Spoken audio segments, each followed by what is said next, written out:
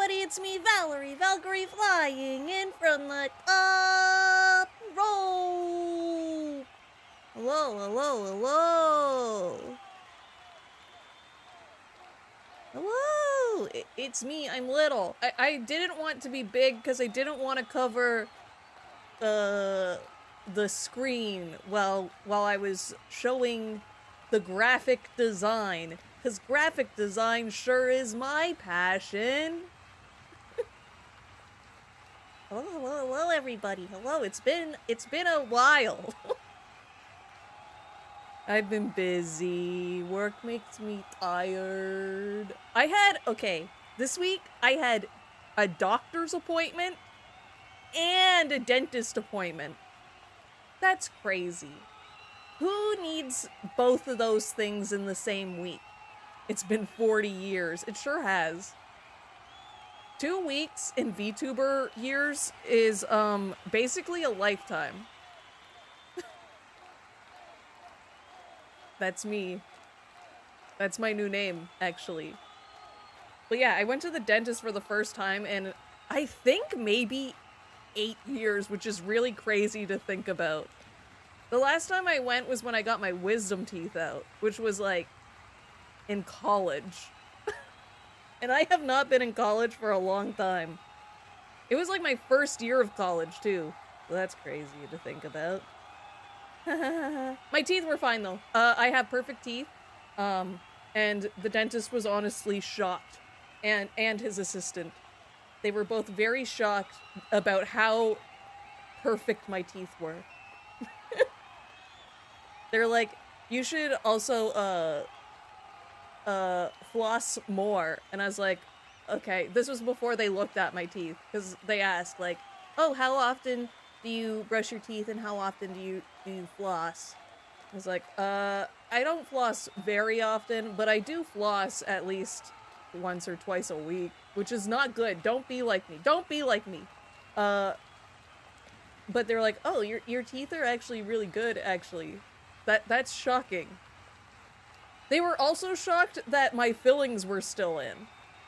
Because they were like, the type of fillings that you have should not last years. And I didn't have the heart to tell them that most of my fillings I got in high school. I did not get fillings for a long time.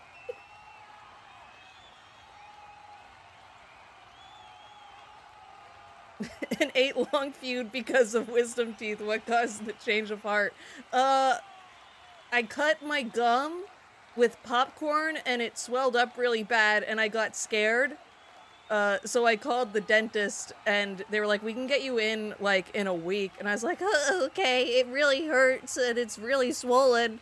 They're like, we can get you in within next week. And I was like, okay, fine, sure. And then my, gum was fine the next day.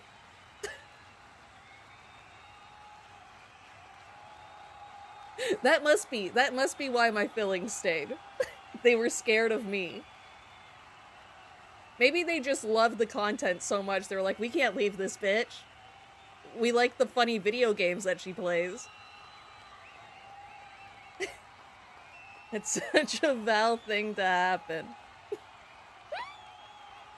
Like, I think it was because I moved a lot, and I was like, I don't need to see the dentist right now. I feel fine. My teeth are fine. I'm not in pain. Whatever. I'll get a dentist when my teeth hurt.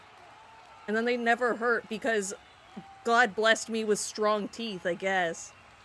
He blessed me with strong teeth, no belly cramps every month, but he also cursed me with severe body aching and pain almost constantly. So... you win some and lose some, I guess.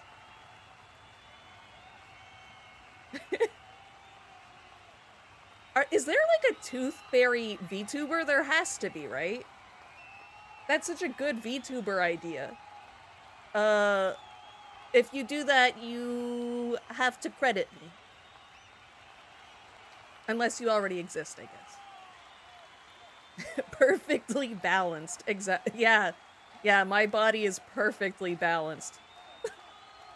Oh, also, here's another thing that happened before we get into graphic design. Valor Mom bought me a dress. It's a jean dress, a Levi's jean dress. And it came in the mail. So I tried it on today. And it's a large. I usually wear, like, a large. That thing, it fits fine everywhere. Everywhere. Except for the bust. And the bust feels like it's for... It feels like a small. Like... If you're designing a large version of a garment, I feel like it's sort of understandable that the chest is gonna be large. Larger. It should change the shape. We need to start making companies realize that you can't just make the garment bigger.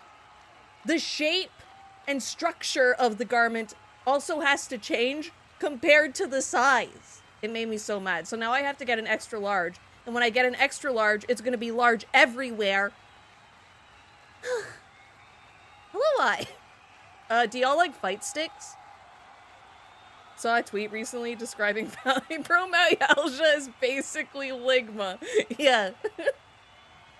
I basically have ligma. And it's terminal.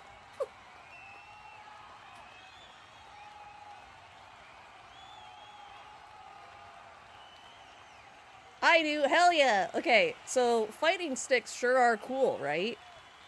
What if you wanted to, have it be even cooler by having your own custom graphics on your fight stick? And you might be saying, Val, what gives you the authority to be able to teach us fellow gamers, how to make our fight sticks cool? Well, to that I'd say, I've done it before. I might also be a professional graphic designer. I don't know how important that is, though. I feel like most people can look at something or make something and think, yeah, that looks cool. And that's all that matters with a fight stick. Because fight stick art, it's just for you, which is the best part. You can do anything with your fight stick. If fight sticks are so cool, why not buy 20 more?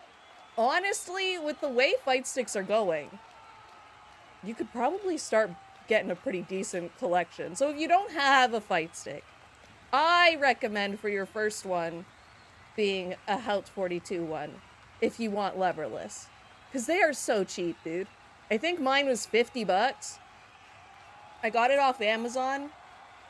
There's a picture of it in the gamer chat in the Discord that I've recently posted. It's, the T12, I want to say, I think. I also have a Hori one. That was my first fight stick. They're expensive. I probably would not recommend it as your first fight stick, honestly, but I do think it's the cheapest, like, actual fight stick that can work on, like, PS5 out of the box without having to do anything. So, if that's important to you, it's a good fight stick. It works. Sorry, I'm just moving my leverless. It's a good beginner fight stick. It is expensive, and if you want to change the buttons, because the buttons aren't necessarily the best, that's like an extra $50. So it's close to like $300 if you change the buttons, which sucks. And that's Canadian too, so it's better in America. Yeah, so the Helt 42 ones have little displays on them, which you can customize as well. I won't be going over that in this, I guess, tutorial stream, just because I barely figured out how that fucking worked. And there are better tutorials out there on YouTube, specifically from, let's see, what's the guy who I watched? I'm bringing up YouTube to see who this was.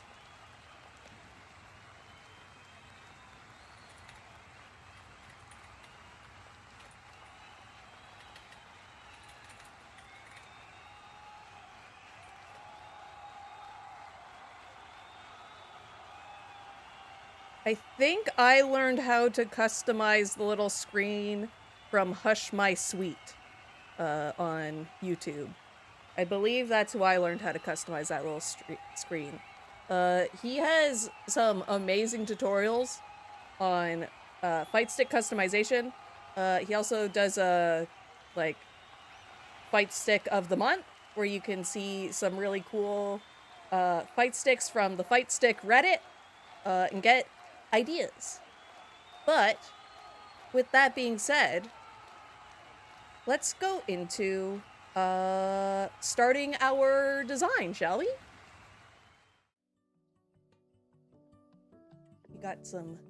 We got some cool tunes over here. Oh, also, I'm streaming in 1080. A friend told me that, they were like, why do you stream in 720? And I was like, I don't, I stream in 1080. And then they showed me a picture of one of my streams and there was no 1080. And apparently at some point, my streaming software switched to 720. So now we have 1080 again. But here's how you start your fight stick. So I personally get my stuff printed from Focus Attack. So if you Google focusattack.com or just Focus Attack Fight Stick, their website will come up, and they run a very, very good fight stick store to customize your fight sticks.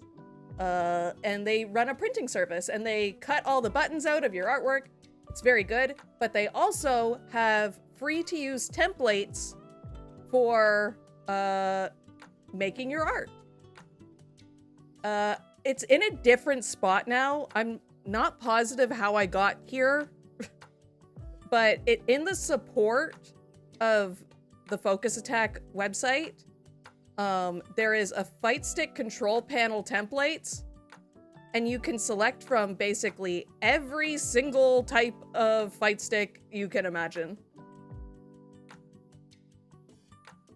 Not gonna lie, that channel name sounds like they do boyfriend ASMR. I love boyfriend ASMR.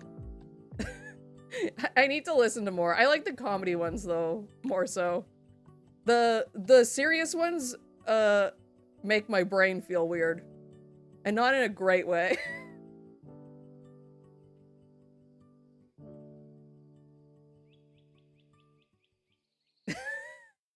How did you get lost on a website?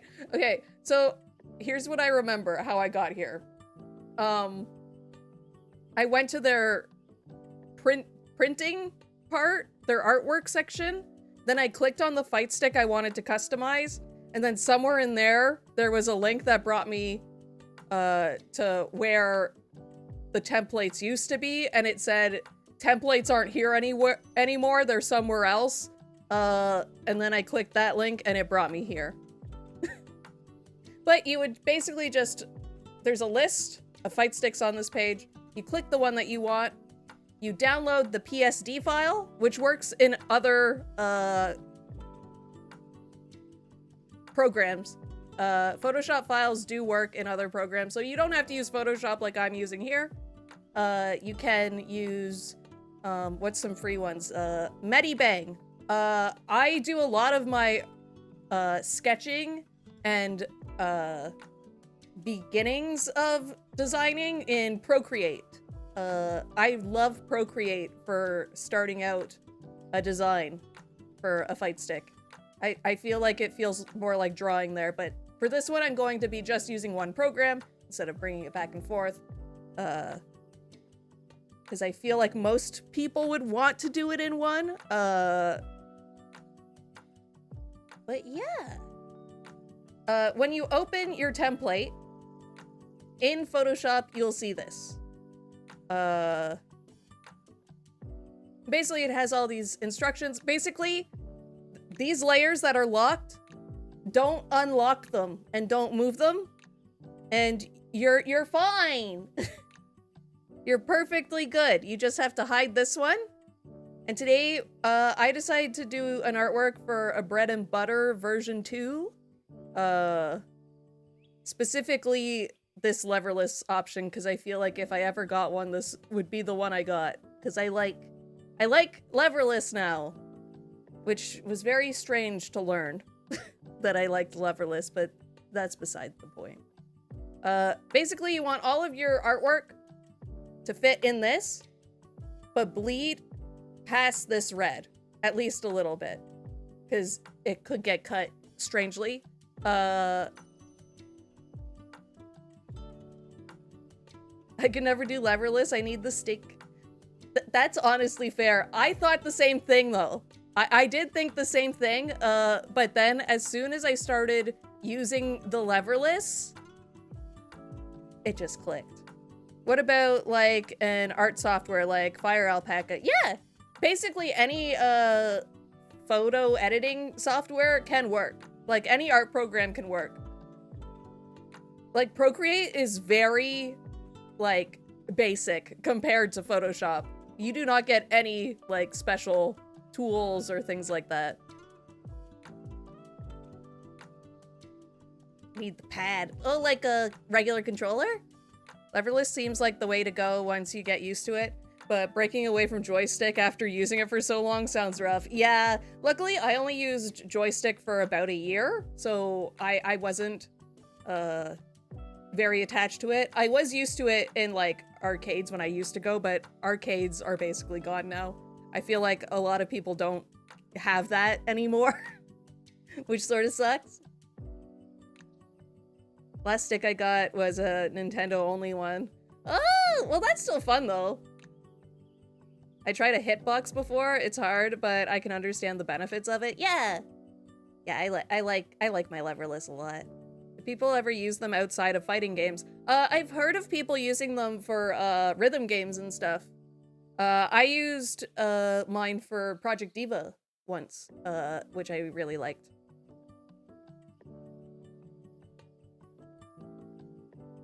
Oh, yeah, I did see one with the WASD. There's a few of them on the focus attack. Okay. So, the first thing you want to do when you're making your fight stick is pick a character or like a theme that you want to do. Basically, we're gonna spend a lot of time just like brainstorming. So I thought we could work together to pick a character to make our fight stick after. I would prefer a video game character just because I have a very good resource for finding official high render renders high render renders of video game characters and video game art, which I would love to talk to you guys about. So no saying ghost, gotcha. As much as I would love to do a ghost stick, I feel like me explaining this website that I'm gonna talk about, it will be more helpful for people. I know, this is the hard part. Luckily for me, both of my sticks are Jamie Show sticks. So I have brain rot for that man. Although I want to try to learn Rashid, so maybe a Rashid stick would be cool.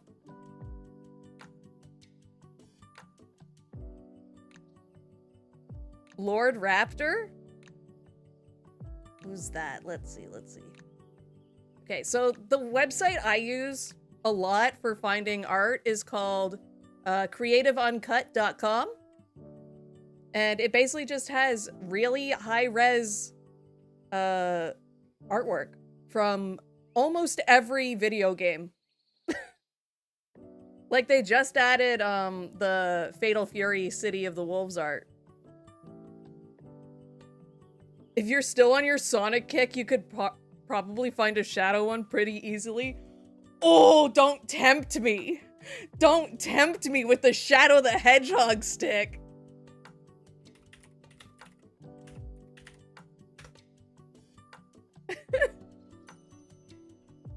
Wow, there's actually not a lot of Lord Raptor on here. Let's see how much Sonic there is.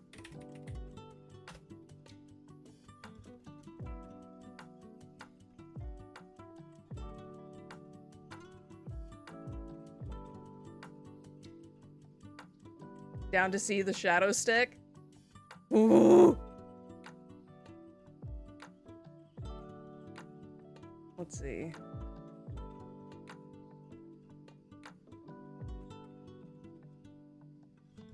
Where is Sonic on here? Oh, they have Silent Hill 3.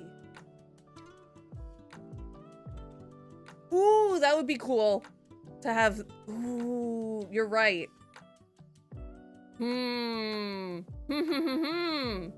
where the hell is Sonic on this? I found Super Mario. Do they not have a Sonic section? There's no way. I probably just passed it. Oh, I'm in the T's. Okay.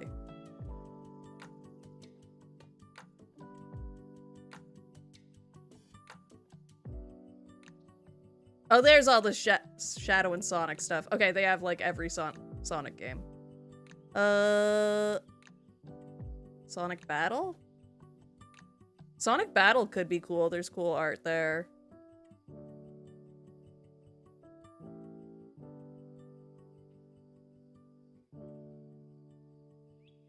Let's check out Sonic Cross Shadow Generations art.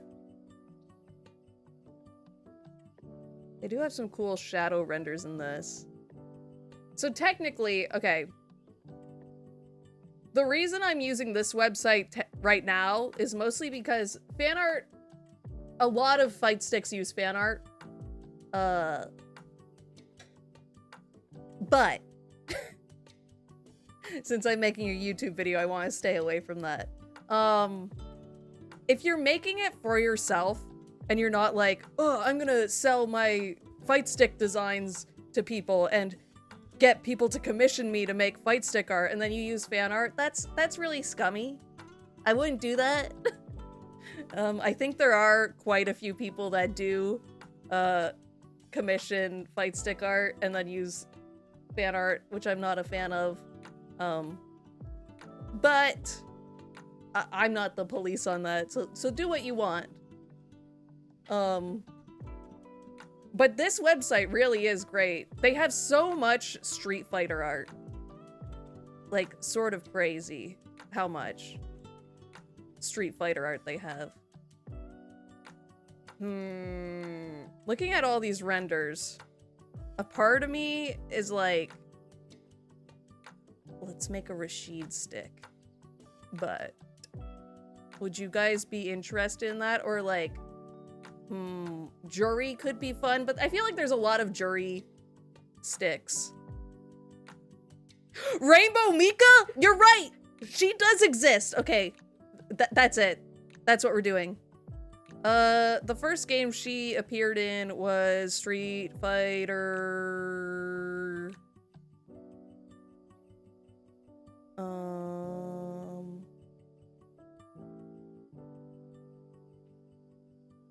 Was it Street Fighter 3?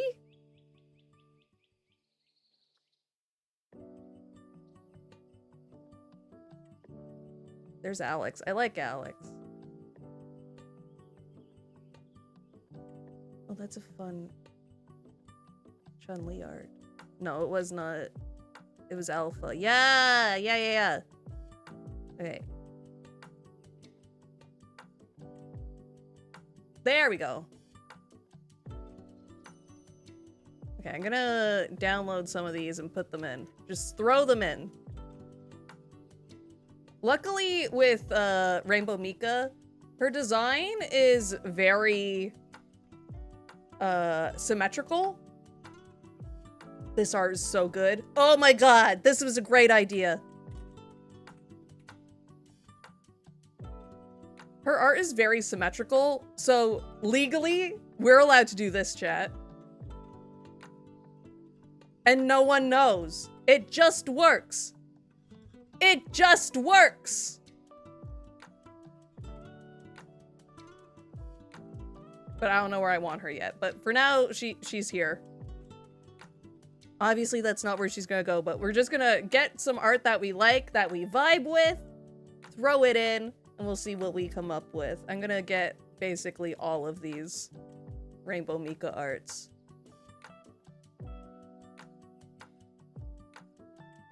And I'm just copy and pasting. I don't even know if these have backgrounds or not. I'm pretty sure they don't. But if they do, that's not a huge deal, because we can just remove them. Let's see. Any more? God, Ken looks so good in this game.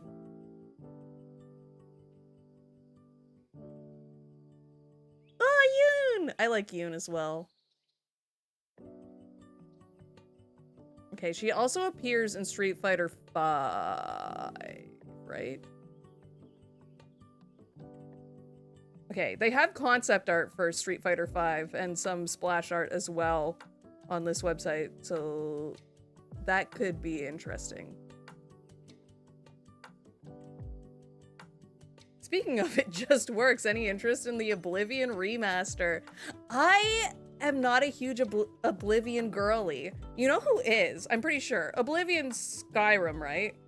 You know who is an Oblivion girly? Novella. Novella loves Skyrim. Novella's been on a Skyrim kick recently. Oh shit, the illegal flip.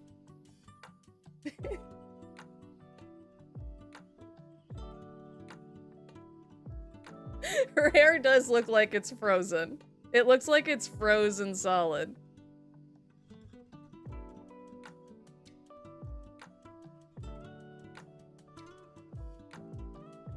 Recently being the last 16 years? Yeah, but she has been, Novella's been playing Skyrim recently, I think. I'm pretty sure. I almost closed my streaming software. There's this one art, this splash art of Mika, Rainbow Mika. But I don't know if I'm allowed to use it on YouTube. If I had the background of it, though, I would use it. If you've seen the Rainbow Mika splash art, it's that one where her ass is just filling the screen.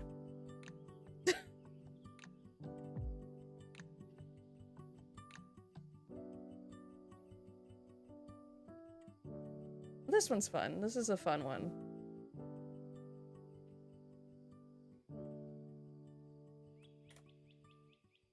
Oh my god, I just tried to paste it in the streaming software.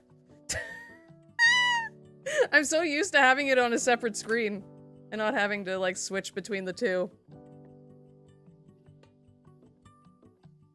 Yeah, the Street Fighter 5 one. Oops. The only important thing to know about Oblivion is that some crazy person recreated the entirety of Terry Pratchett's Discworld as a mod. Literally created a second jam-packed world. That's crazy! See, Novella likes Discworld too, though, so see, it makes sense why she likes it. Never thought Mika would be popular with female players. Oh, she's so cool, though! Also, hello! Hello, hello, hello! I can't wait to see Mika make a guest appearance on the stream. Yeah! They better add her as a DLC character in Street Fighter 6, or I will be so mad! Ooh, these tarot cards are cool. Are they in the game? Is there a Mika one? Oh, there is. Why have I not seen this before? Oh, she's so cool! She's the star! I love her.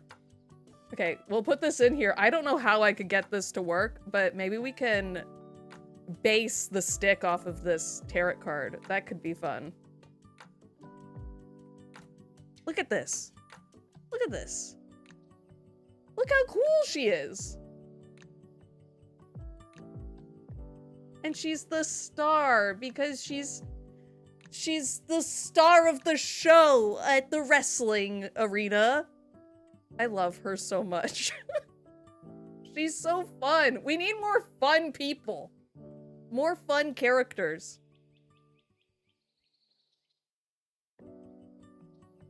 There's also, they have the backside of the tarot cards, which maybe we could use in a fun way if we do go for the tarot card theme.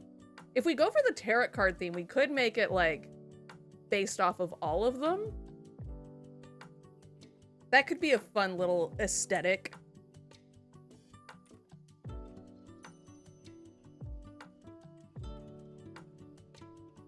El Forte? Is that the guy who Ryu talks about in Street Fighter 6? I'll be honest, I don't know the most about Street Fighter. I got into it very recently. Sorry, I'm getting more comfortable. But I'm pretty sure Ryu talks about him in Street Fighter. What is it called? The open world aspect. I keep doing that, sorry. Okay. I forgot Cody Rhodes is in this game.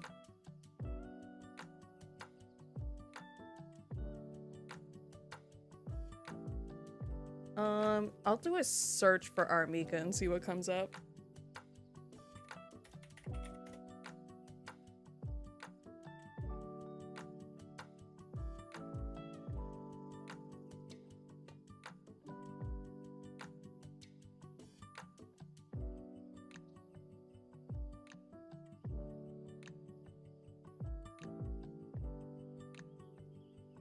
I guess that's all they had. Oh, I think she's in this art. We could cut her out of that. That's possible. Okay. I like this artist too, so... Emoji.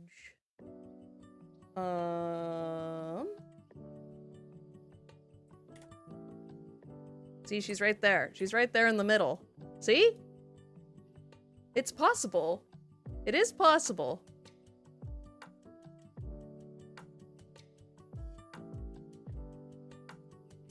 Yeah. Okay. That is the guy who Ryu talks about.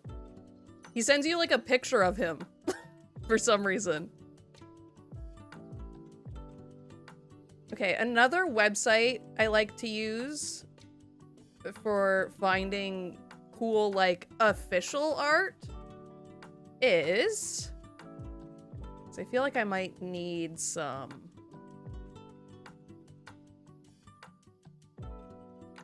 Yeah, I think that's all I can really find. Ah, Luke! It's Luke! Sorry, they're showing concept art now, and they're showing Luke's concept art, which was really fun. Also, the Chun-Li concept art for Street Fighter 5 goes so hard. It's like tech wear. It's so cool.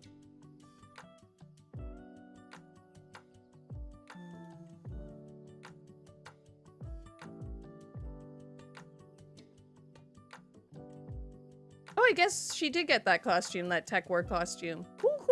Cool. Again, I didn't play much of Street Fighter 5. Okay, the other website I like to use is... let me just try and find it on this Discord.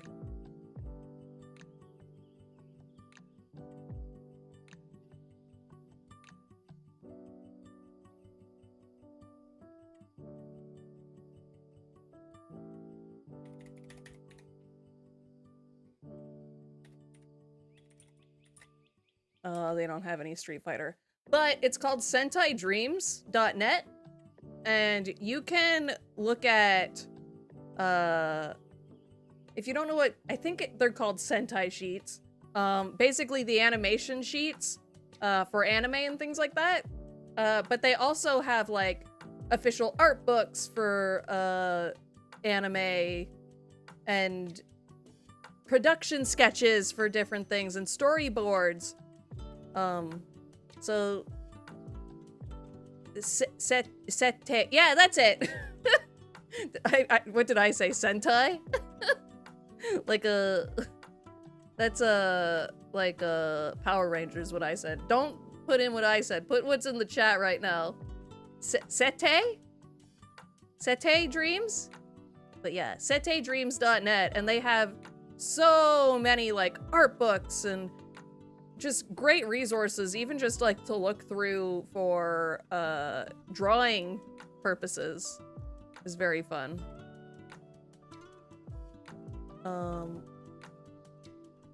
I might copy all of these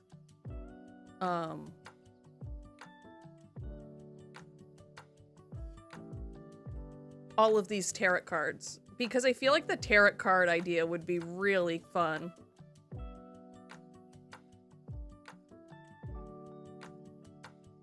That was on page 3, I think, of the Street Fighter V gallery.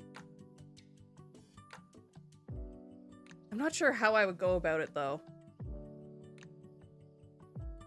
I can copy them and see.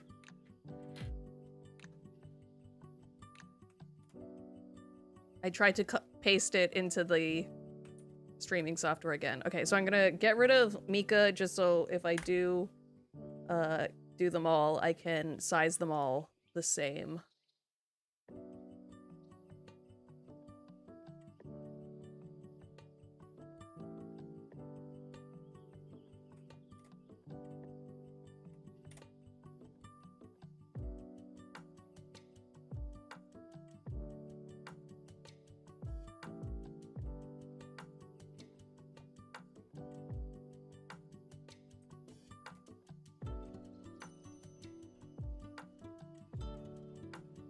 She's like a cop, right? Chun-Li? She's a police officer? And then I think she was hired by the CIA or something? Right? But actually, she's just a young girl ready to have fun. Is that the quote from the end of Street Fighter 2? I'm just a young girl ready to live her life and have fun. The weird thing about Chun-Li is in Street Fighter 6, they keep talking about like how old she is. And oh, she's retired and she's just like, she's old. But she looks exactly the same. And sounds exactly the same and acts exactly the same, but they're like, wow, she's so mature and so much more like she's so much more mature and old.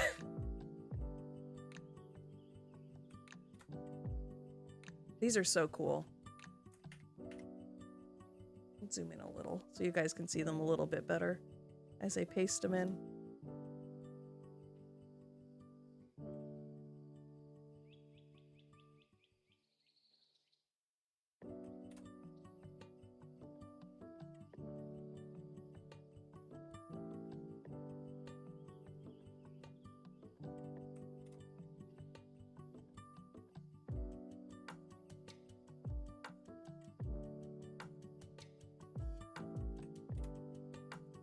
But like, even her win animations and stuff are the same, which are so like childish in a way, I want to say. Like her jumping up in the air and then doing the peace sign. Like, it's very cute, and I would not want her to change. But the fact that they're like, wow, she acts so much older now. I keep closing Photoshop.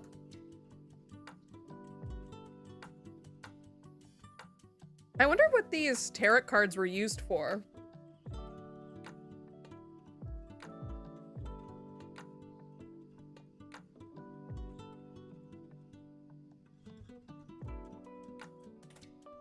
Watch me do all of this, and then we just do, the Rainbow Mika skin. For a DLC character? Oh, Rose! Okay, that makes sense. That makes sense.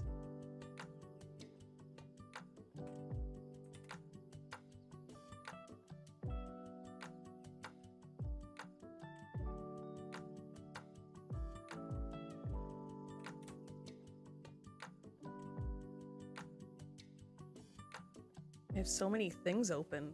I'm not used to doing this with anything on my screen other than Photoshop.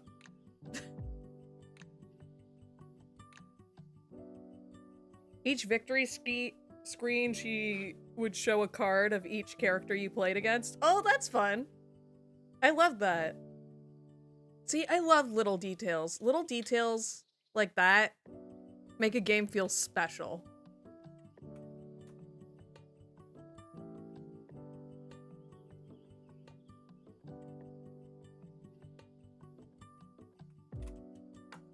still think hers is the best. Mika's is the best.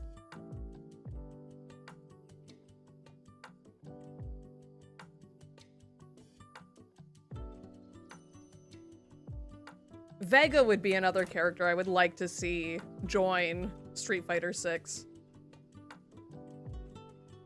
I like how weird he is. He's a freak. I like my freaks. What can I say?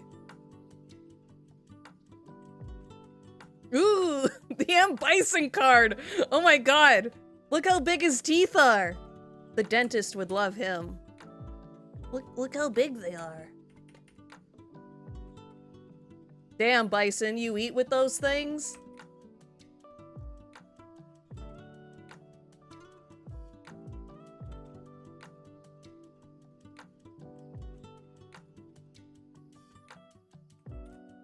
I think that's... Did we get Ken yet? Did Ken show up? Nope. Nope. Not done.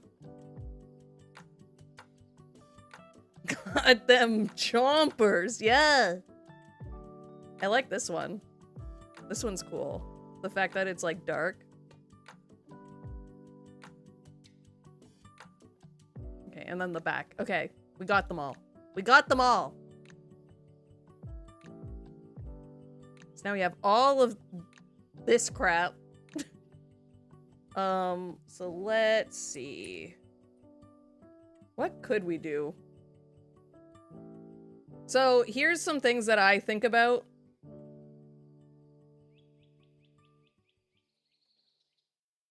While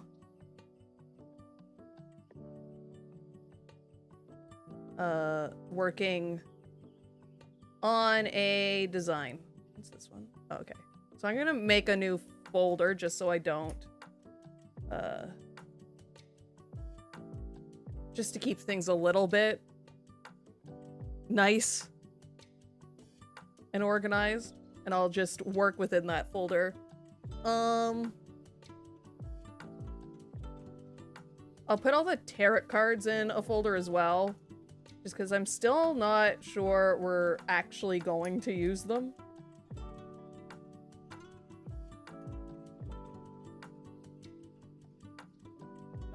Also label your layers. I know it's annoying and takes time, but it's a good practice. Oh no, this is exactly what all my Photoshop files look like. I'm just doing it because I know it's good practice. I never label anything. You should see the schedule. The schedule Photoshop file that I use, both of them, are incomprehensible to a normal person. I don't delete any pictures that I put in the schedule.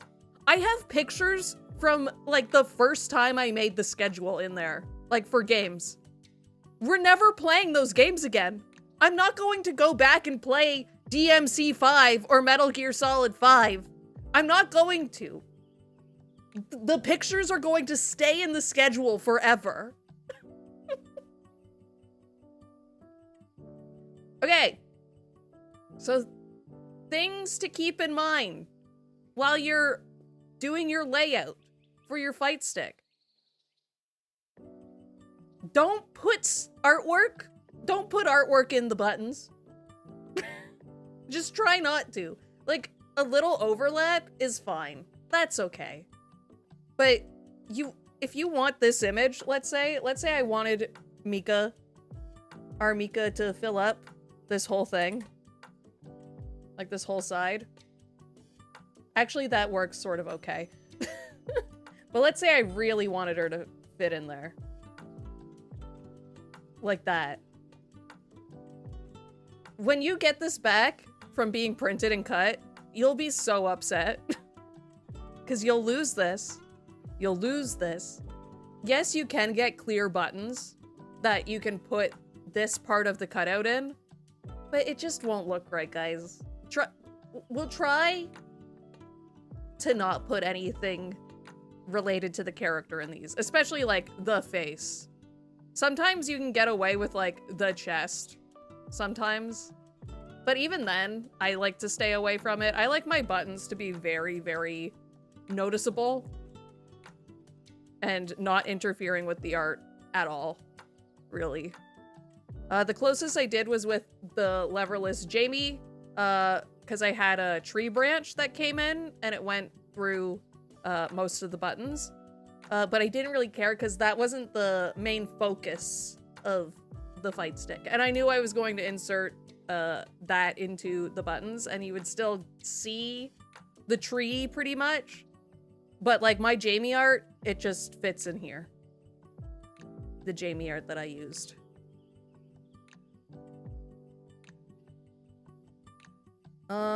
If we're using the illustrations, I probably won't use this one, if I'm being honest.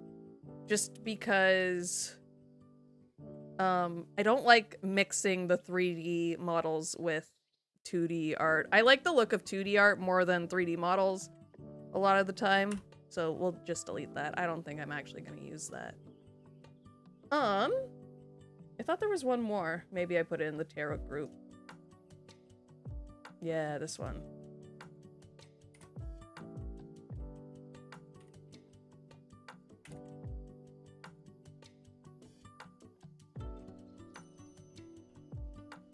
And then hide it. So I will cut out this rainbow Mika just so I can show you guys how I go about if there is a background on an image, how to get rid of it. Let's just hide these so it's easier to see. So sometimes you can get away with... I used to use the selection brush a lot, but I forget how it really works now. But I think... Oops, I forgot how this tool worked.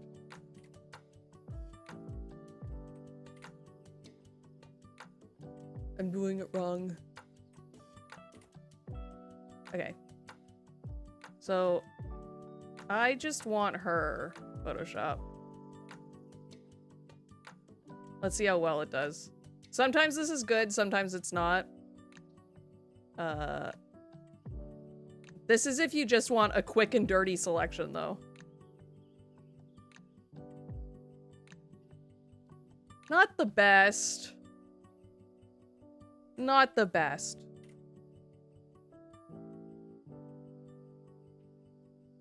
You can use the fill tool on button and stick placeholder circles so you have a better idea of what the finished product will look like. Yeah, I do something very specific with the way I design around buttons, but I'll do that in a bit. I'm probably not going to use this, but I'll show you the proper way of how you should select. So zoom in and grab your pen tool. Oh, you guys can't see that. But I'm using the pen tool. And instead of shape, we're gonna set it to path. And what you would do is you would just trace the image. I'm holding Alt to make it into a hard point again, because if I left it with the anchor point, it would be round, but I wanted it to be sharp. The resolution on this image is actually not the best. So you'd probably want an image that's a bit more high resolution than this one if you were going to make something. We are 200% zoomed in though, so. But you would just do this for the whole thing. If you really wanted this image. Most of the time, because I do a lot of my designing in Procreate,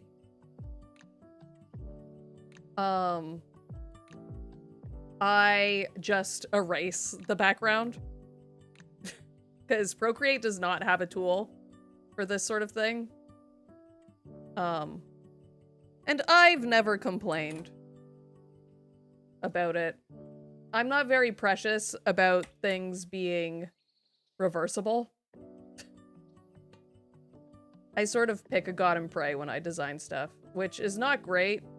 Again, do as I say, not as I do. But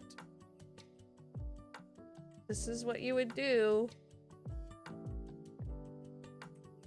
I'm not going to do the whole thing, but basically you would do it all and go all the way around. And then I think it's like you right click your path or something.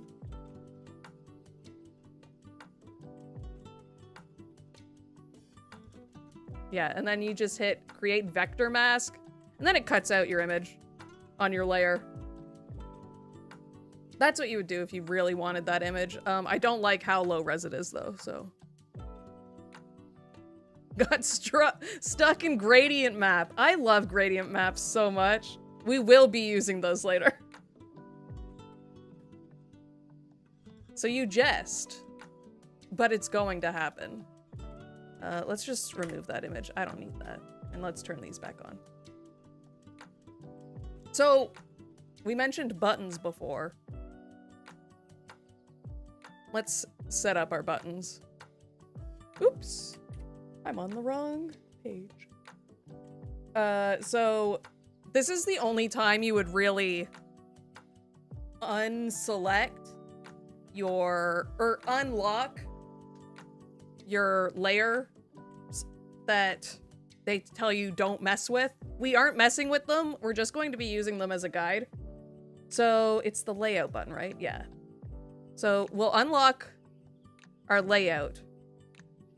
And first I want the rings. I'm still on the wrong layer. But usually when I choose my button colors, I have continuous on. Okay. When I do my button colors, I like to have my movement buttons one color, and then my action buttons a different color. Some people like them all the same. Some people like the top different and things like that. So let's do this. We selected the rings, make a new layer, and we'll just fill it with a random color. This doesn't matter so much, just because we will be, you can change this later, the colors.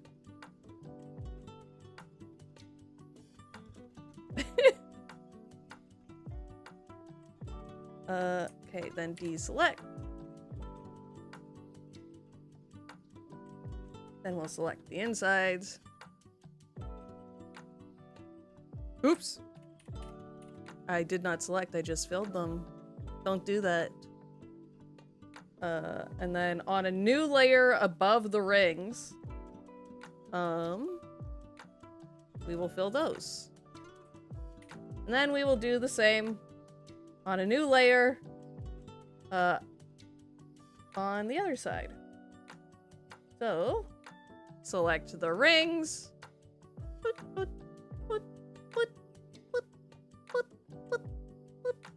New layer. Let's change the color. And fill those up. And then a new layer. And select. Control D to deselect. Select the middles. And then in that new layer we made, we'll fill them. So excited to button mash. We out here mashing fill tool. Exactly. Oops. Okay. And then what I like to do is I'll select those, and then in the FX panel, you guys can't see it, but it's at the bottom of your layers panel. There's a bunch of buttons. One of them is FX, and I like to do a bevel and emboss. And we can add some depth, just so they read more as buttons.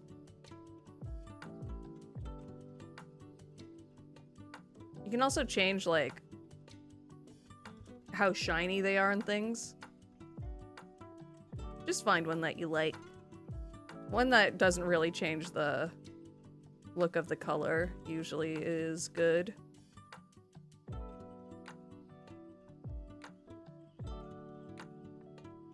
I like that one.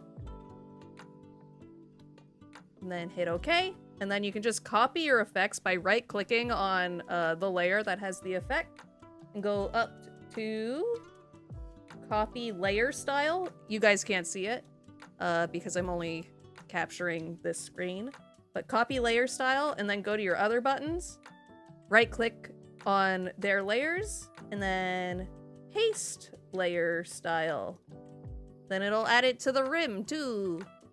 Actually, I don't like how bright it is on the rims, but you can just double-click on the effect, and let's make the highlight a little less on that. Okay. Okay, that's pretty good. So I'll copy that one over to the... Actually, no, that makes it look like it's sort of higher. Okay. So we'll add that to all of these. What did that paste on?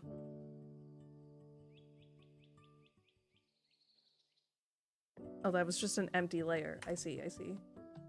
Okay. Paste layer style.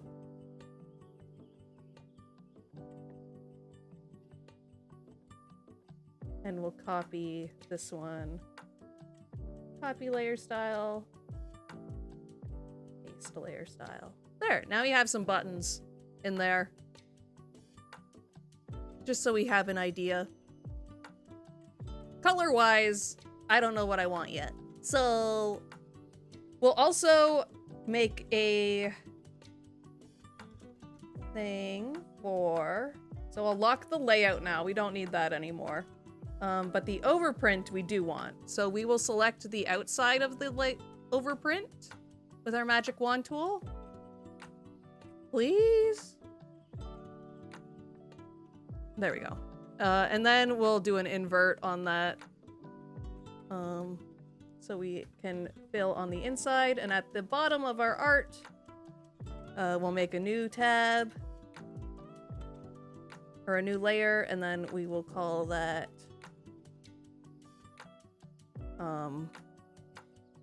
over print.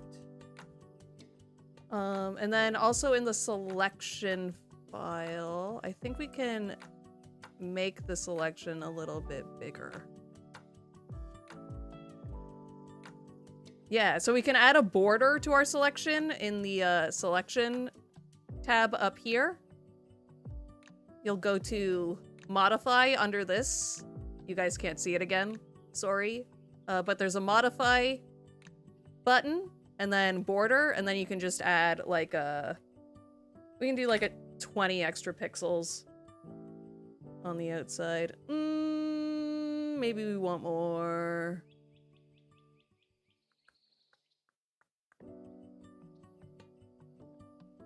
Maybe we want more.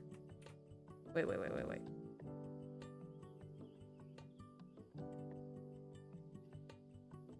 Okay, let's select the inside of this, and then we'll do like maybe selection, modify, border, maybe 50 more pixels?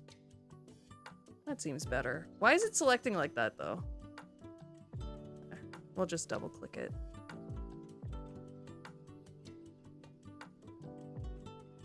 Wait, maybe border's not what I want. I think I did it wrong. Forget what I just said. Okay. Do this. Select. Modify.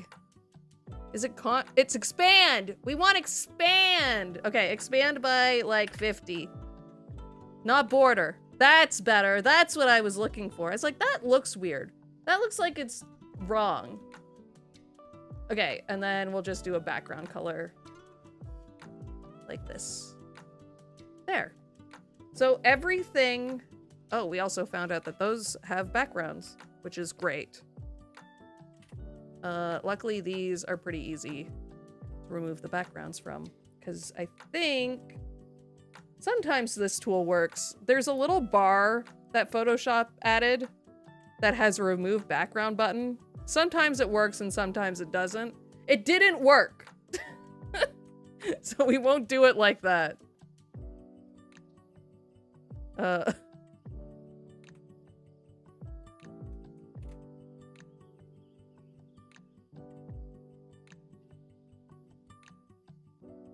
It's always a nice surprise, honestly, when we get a surprise background. It's a nice, fun little snack that we get to deal with. Oh, see that? Don't want that. Don't want that. Okay, let's remove as much as we can. It's because it has that white spot there. So we do that. Ooh, it got rid of that though. Good thing I noticed. Usually I don't, so.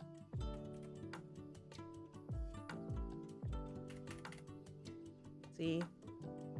Technically, you would want to use a feather on your selection. So you don't get this little white line. But I usually add a white stroke to most of my stuff anyway, so I don't really care.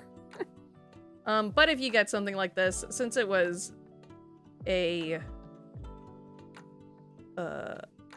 just white ruffle, we can just paint that in. I'm just using keyboard and mouse, by the way. So why is it going to the pencil tool when I'm hitting B? That's weird. Just fill that in on the layer underneath. And then you can just move this down. So merge, right click your layer above, merge down. Now it's all part of the same layer. And you can't even tell, dude. Okay. So, so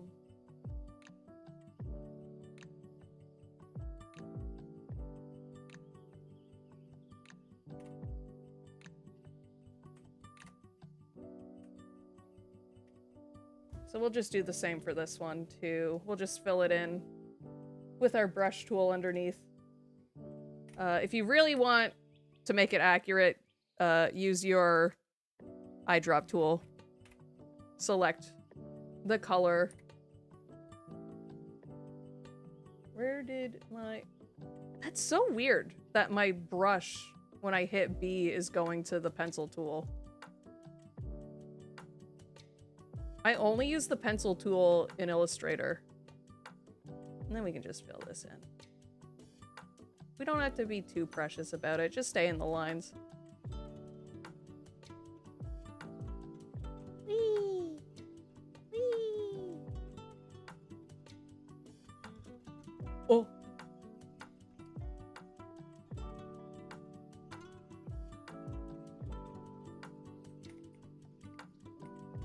There! And now we have a nice little Mika render.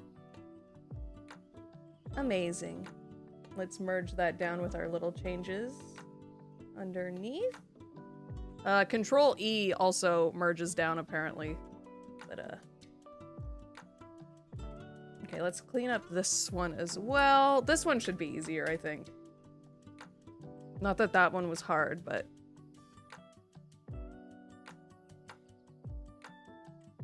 oh, also, if you're selecting something off of a background that's like completely different, we can't use it for Mika because she has white in her design. But if you unclick this, I don't know what this word is. Continuous? This one? The middle? There's anti-alias, this one in the middle, and sample all layers. If we unclick that, it'll select all the white in the image. But because she has so much white in her design, it's not worth it. We can just select the background.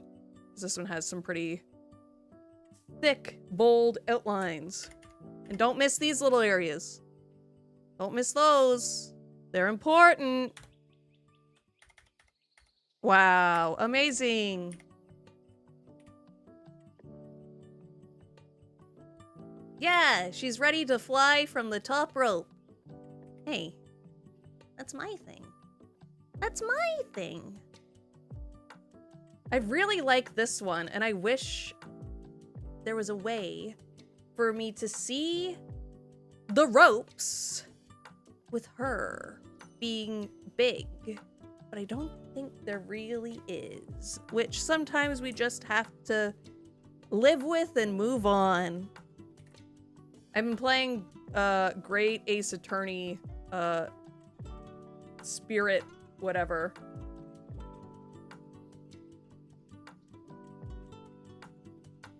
So another thing to keep in mind is this will almost certainly be cut off. They tell you to go outside of the overprint. From what I've gathered, they're pretty good. And it's usually cut right here. You're gonna lose everything that's in this area pretty much. So just make sure you're not designing using those things. Also, I forgot to relock the layout and overprint. So we'll just relock those again. Oh, layout was locked. There. I like that.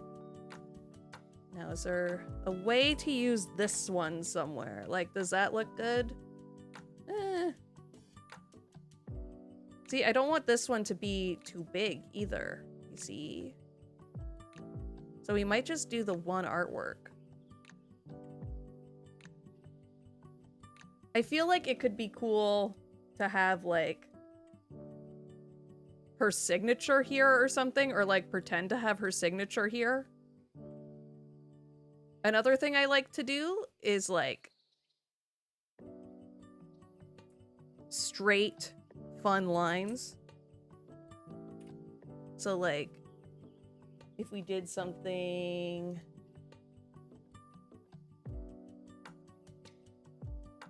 like that, I like to have, like, a cut in it with, like, a pattern up here or something. I wonder if there's, like, a Street Fighter manga. It would be cool to have, like, manga pages of our Mika right here. Another cool thing we could do is, like, have, like, oops. The wrestling ring. Like, if we split it up with 3 lines, that could be fun.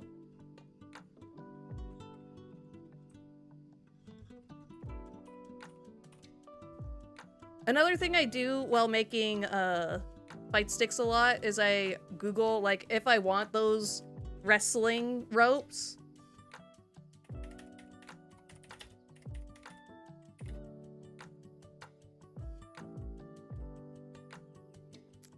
I'll Google, like, wrestling ropes PNG.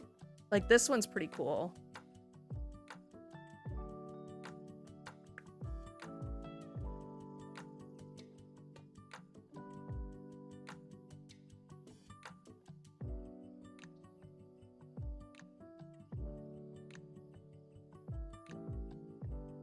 And then if I paste this in.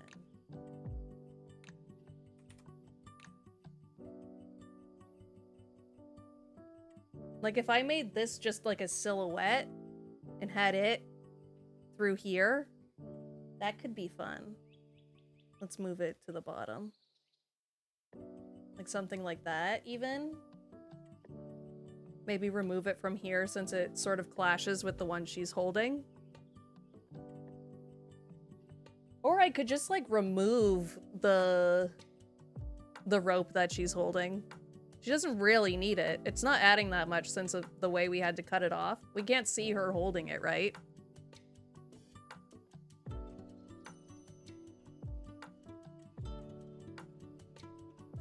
I'm gonna clip these to our overprint by holding the Alt button and hovering between the 2 layers. And then it'll just keep our work area a little bit cleaner. Gives us a good idea of what things might look like. Let's remove the background of this. For this one, we will use the continuous. Let's see.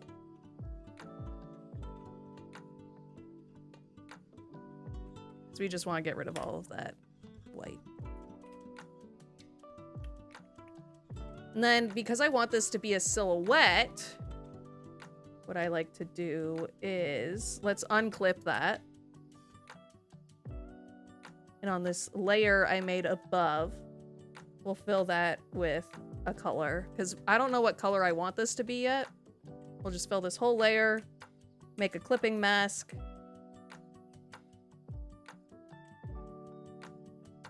And then merge down. There, now we have a nice silhouette of that.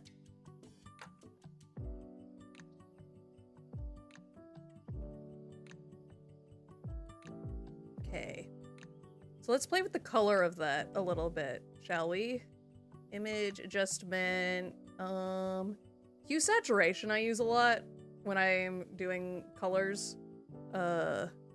Threshold, if you want it to just be black and white, is very helpful for making selections and things. I'm on the wrong layer.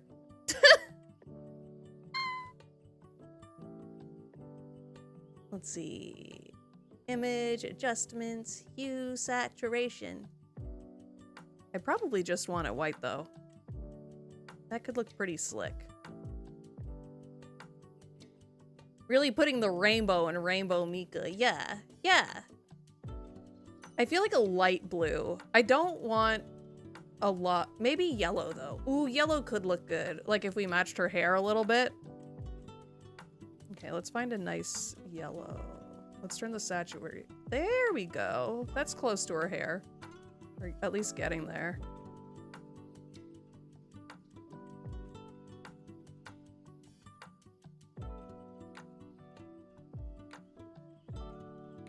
I just have to remind myself not to put pink in this, because that's my color. I want a bit of texture, but also I want Mika to stand out more. We probably aren't going to use this. Let's hide this one for now. One thing I like to do with my images is the FX panel. I play around with this a lot. So like I said, I like to put a stroke on everything. Especially if I sort of want like a bubbly pop style for this. Like if you've ever searched up like candy pop aesthetic for like editing, like video editing, I like that a lot. Drop shadow's usually pretty good. I don't like how dark that is though. I think I want some color in my shadow.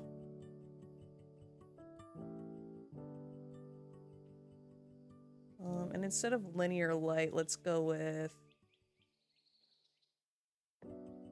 I usually do color burn for a lot of my shadows, but it doesn't work every time.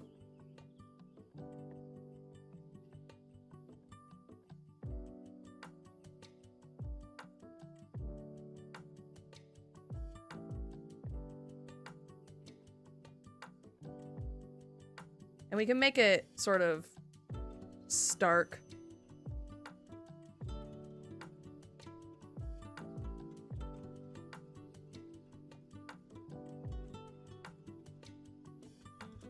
I'm just playing around, seeing what I like. Yeah! I am very heavily inspired by Rainbow Mika. Like, she was a big inspiration. She's so cool.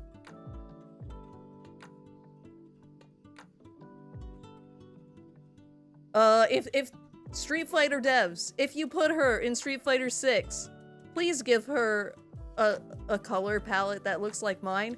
There probably already is, because I think colorway 6 for most of the skins is like pink, blue, and I think it has yellow. It might just be pink and blue though.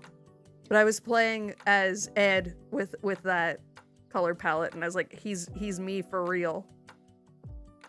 She is awesome. She's so fun. Let's see. Would an outer glow look cool?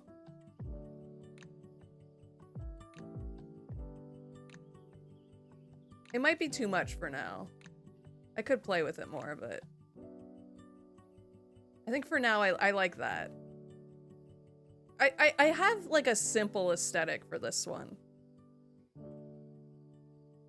Should we add a stroke to this though? That might be too much.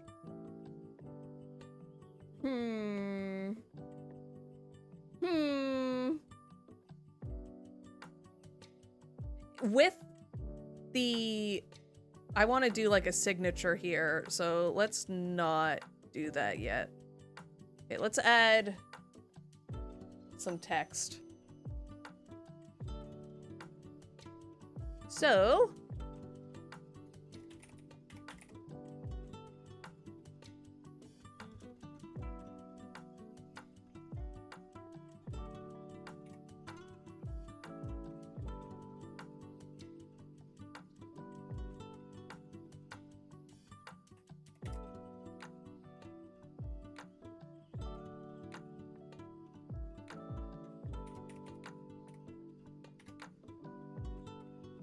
and let's find a font.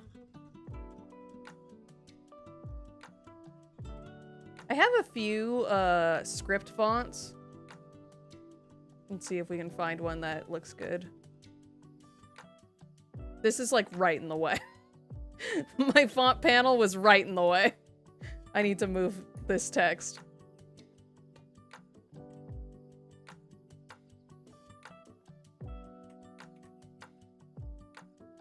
Okay, let's move it here. It's not going to be there, but... Actually, I can leave it here. And if I just change it... Wait, no, that's what I did before. Put it here. Put it here, and we'll see.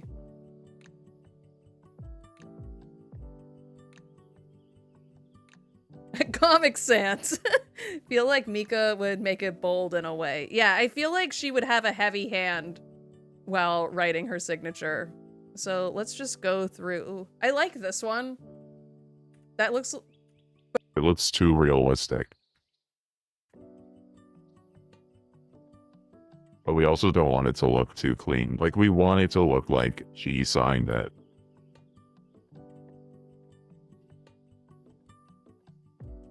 You're right. I can't go through the way I usually do.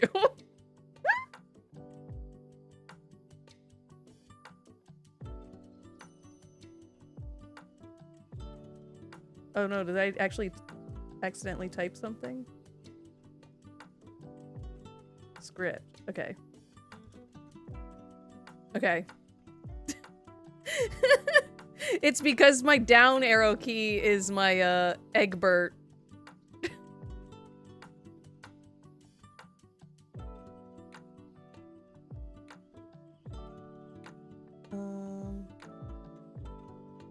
see. That's close, but it looks too clean again. Like that looks like a font. Doesn't really look written. See, this one's too dirty. I'm sorry. Egbert, he just takes over sometimes. He just takes over. I guess dirty's not the right word. I guess it's more rough. It's also hard to read. You can't really tell that that says Mika. You can sort of read rainbow, but there's a real art to selecting a font. Like, that looks like a real signature. It's too thin for Mika, but...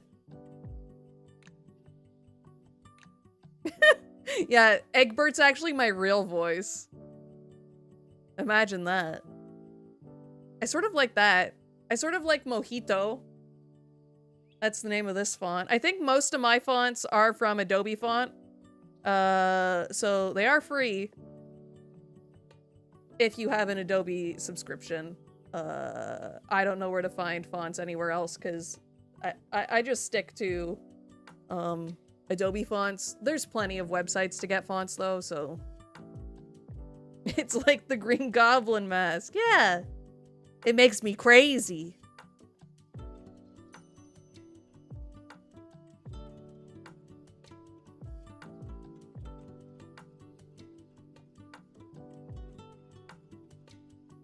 I know that there's a few fonts on here that aren't from Adobe, though. That one's sort of cute. This one's called Serena Regular. So we'll keep that one in mind as well.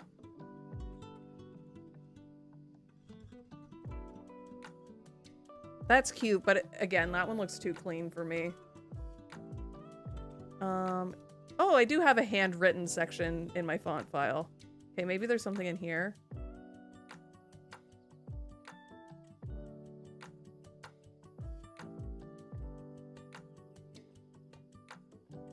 There's the comic book text.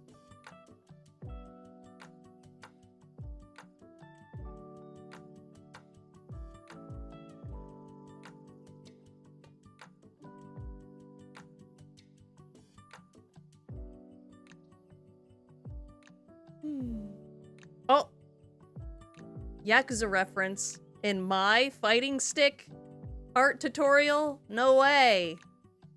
No way.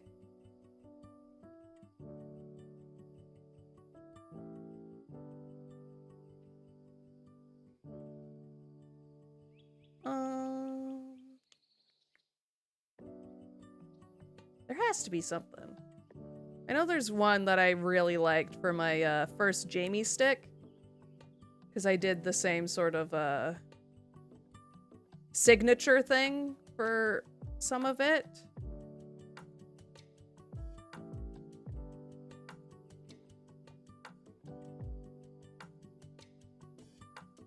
That's fun.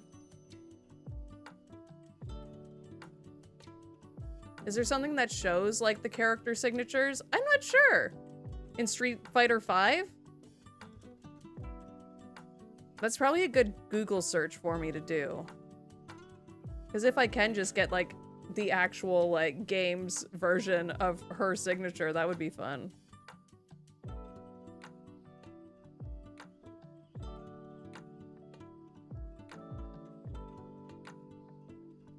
These are sort of good.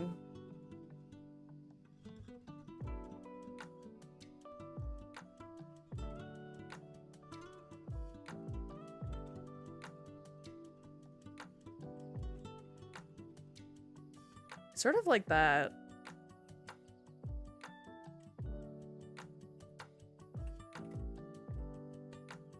Like if we filled it, like... It's sort of hard to read, though.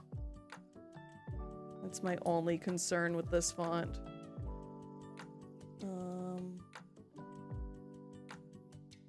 Let's see. Ooh. If we do it in white, and then add a stroke of...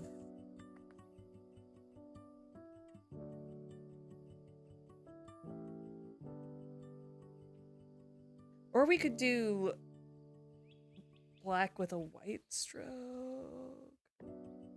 I do like this font a lot.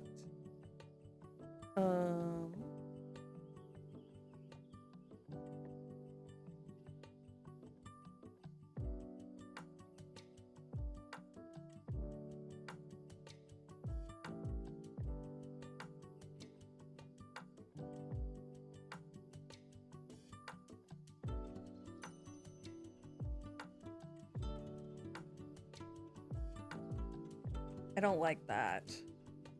I don't like that because we don't have the black anywhere else. You were able to find, like, the actual signature? Because there's something else I like to do with text, which I'll show. Let's see.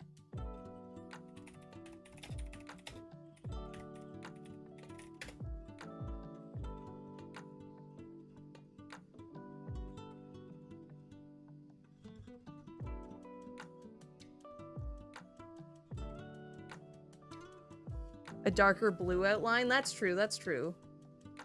Okay, let's see.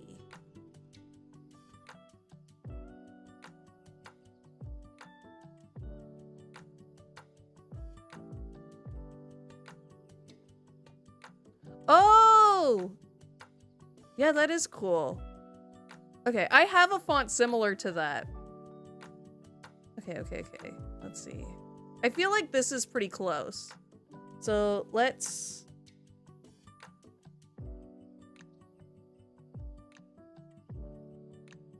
If we did like... this? And then let's do a gradient overlay? Oh, that's the one I use for all of my all of my fonts for thumbnails now.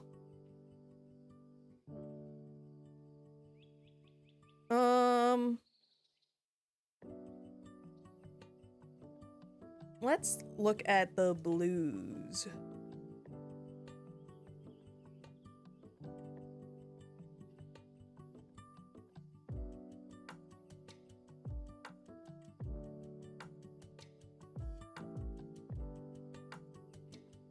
Maybe one of these with a white outline could work.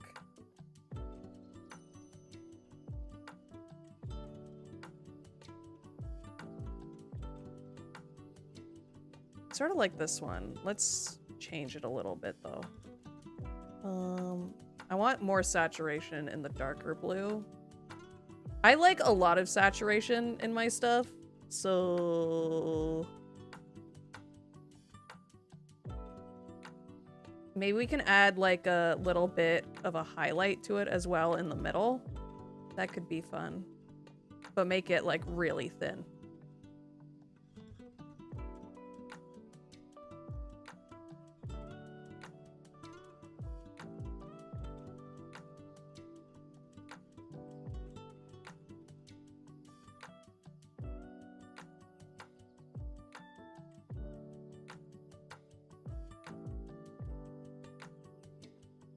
How are we feeling on that?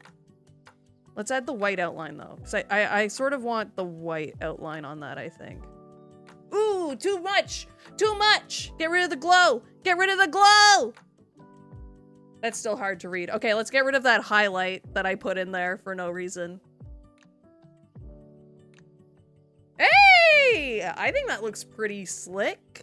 Instead of a pure white, though... Instead of a pure white, let's add some blue to that. Closer to this one. So grab this blue and then we'll just... Maybe? And I'll add a drop shadow? See, this is how graphic design works. You just throw stuff at it until good. And sometimes it never does get good and you have to start again. But that's all part of the fun.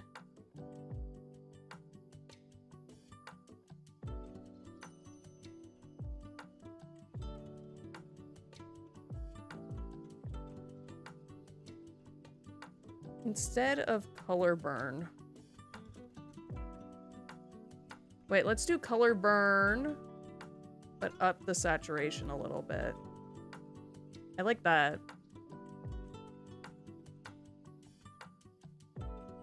I like that. What I don't like is I want more of that light blue instead of the dark blue. So let's just pull this down a little bit.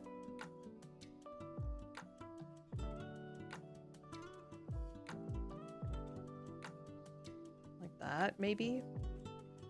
Maybe make this a little bit more saturated. More saturated. Hey, I like that. I like it! Guys. Guys, I like it. What if we made it look a little bit 3D, though? No, I don't like that. But maybe if we do it... and emboss?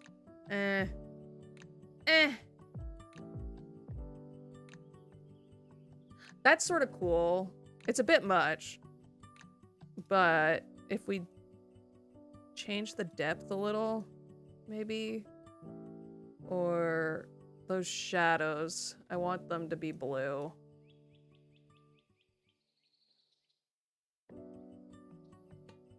I like that. I like that. We're cooking, chat. Who let me into the kitchen? Because I'm cooking.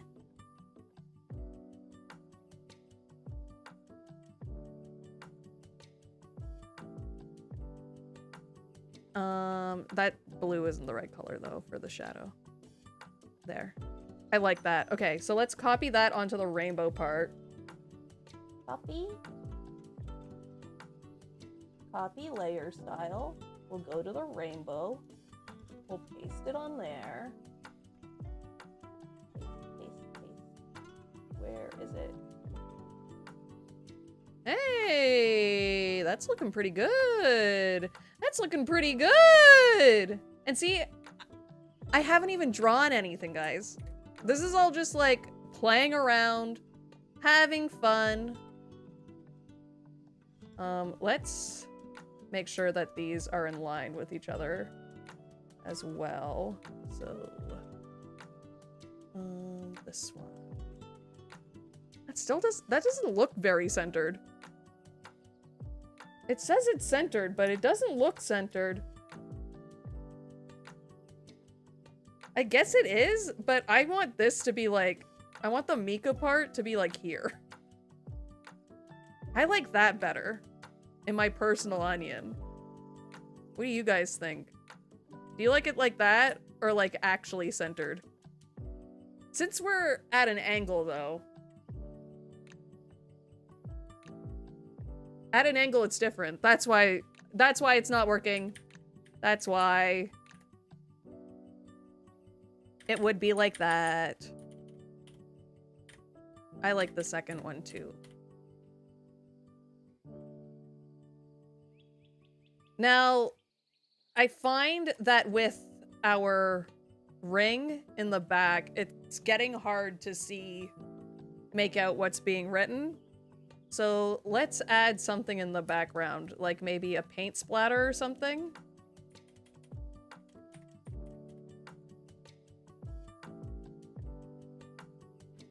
So I'm just gonna Google paint splatter PNG and find one.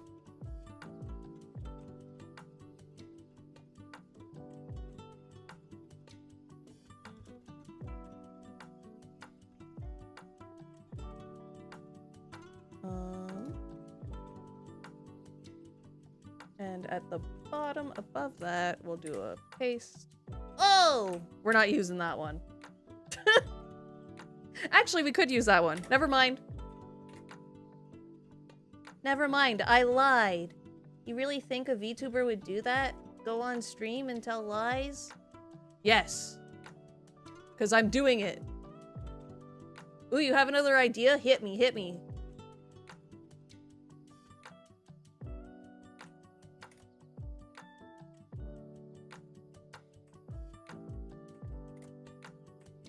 There we go. We could add one behind her, too. Playing with white paint splatter can sometimes be iffy.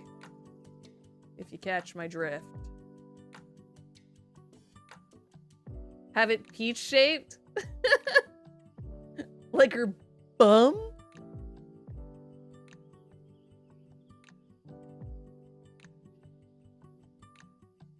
See, I feel like white is the way to go. I don't want it to look strange, you know? Let's clip that. And then we'll make it more white. Because right now it's like gray.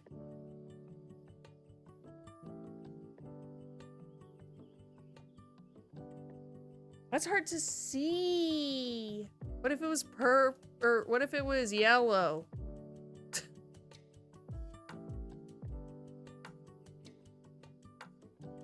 Yeah, she's trying out for Splatoon. Don't want black. What color could we use? while I ruminate on that, I'm gonna change these button colors. So even though these won't be printed, we're gonna hide these after. It is nice to be able to look at what you're designing with what your buttons are gonna look like. So depending on what you're ordering, because I'm not actually ordering this stick, I can assume that I just have infinite money and get multiple buttons for multiple things. And because buttons come in 2 pieces, you can mix and match. Did you know this? Your arcade buttons? So we could make the rings of these, let's say, I think I want the movement buttons to be white, but maybe have blue edges.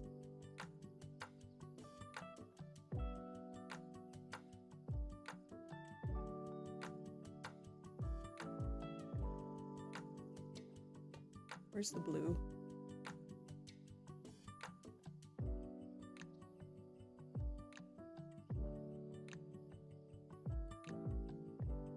That looks like white. Okay, and then the edge. We can make that blue. Obviously, you would have to buy 2 separate batches of buttons, but if you were doing this.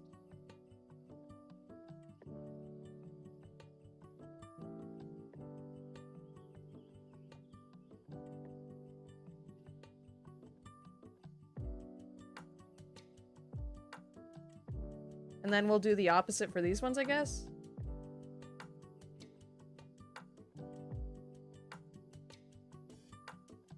If we make the background ring white, then the splatter could be... Oh, actually, probably. Don't do that. It's like that Miku figure that's like dancing around in like yellow paint or something, but it just looks strange.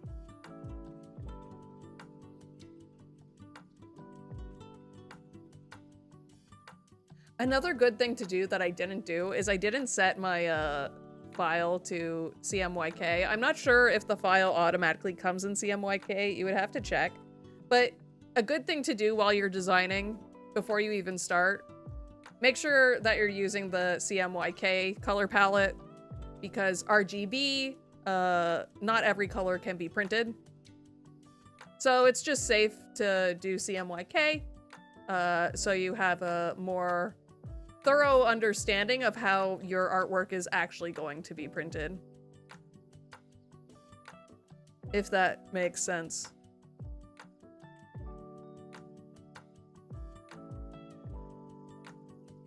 It does make sense?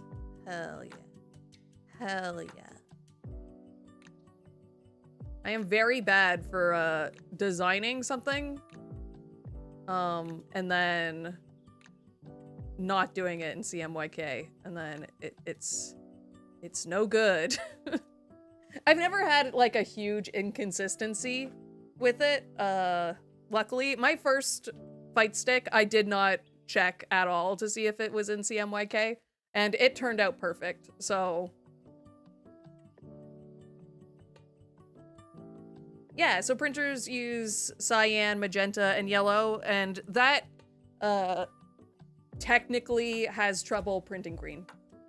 Green is the color that has the most trouble being printed, from my personal experience with getting things printed.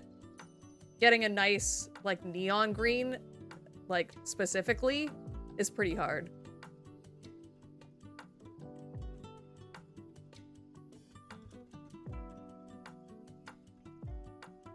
I want some like texture in here. So one of the things, I did this on my Jamie stick in like one little corner.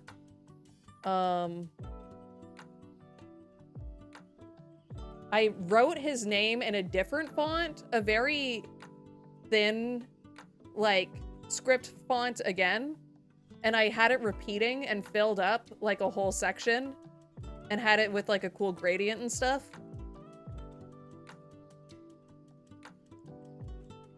Ooh, a heart? Yeah. Okay.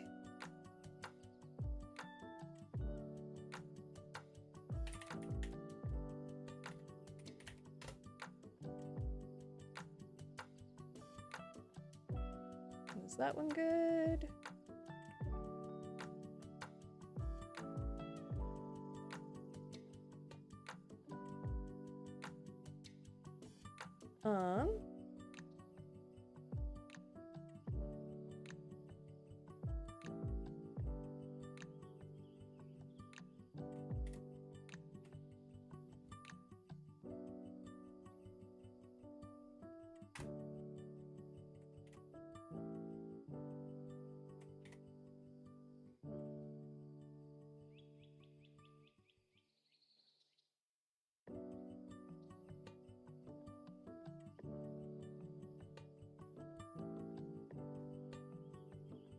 Now, what color do we want the heart, though?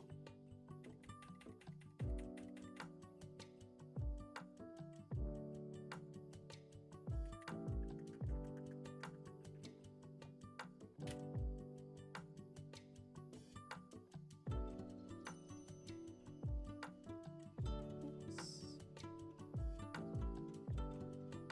And let's make it a little bit bigger as well.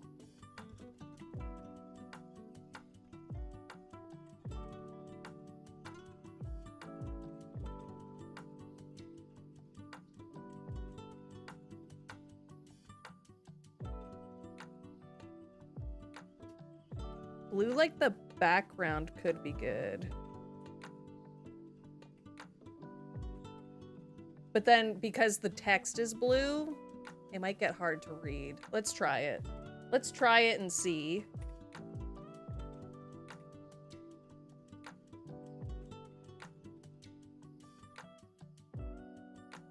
Something like that. What? What's all this ugliness? What is this ugliness around the edges? I don't like that. I don't like that one bit, actually. You can't really see it when, that's not there. Oh, I know what's causing it. Okay, we just need to make the heart bigger.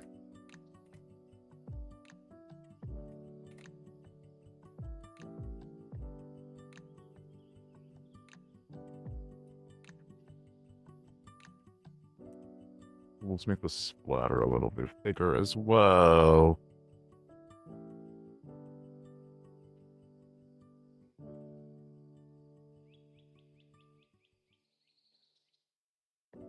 Whoops.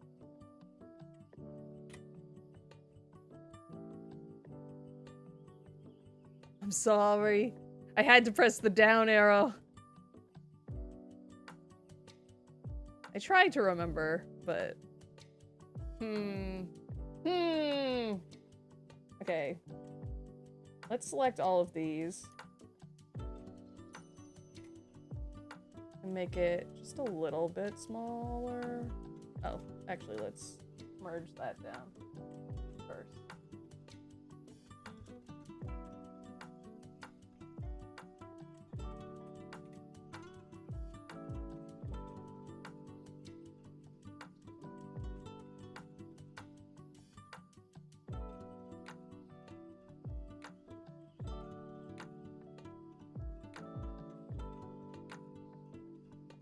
It's not super hard to read, but I don't know how I feel about the blue on the back.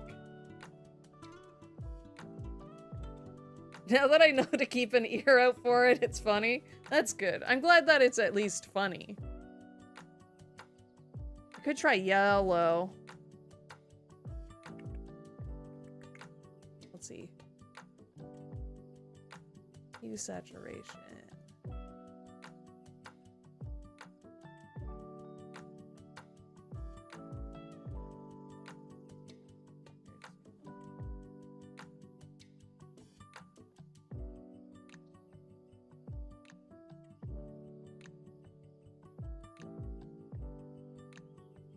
Yellow sort of helps.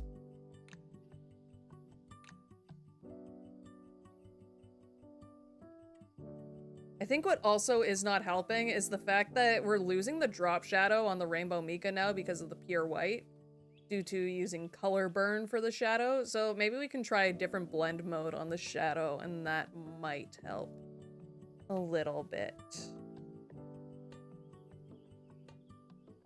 Okay, let's try that. Let's go into this. Or actually, let's do it on Mika. Because it has more... I guess we could have looked at the W on Rainbow. But if we look at the M on Mika, you can see that the shadow is getting cut off almost completely. So let's go into the drop shadow settings. Like, that's better. At least you can see it, sort of. But I don't like how unsaturated it is.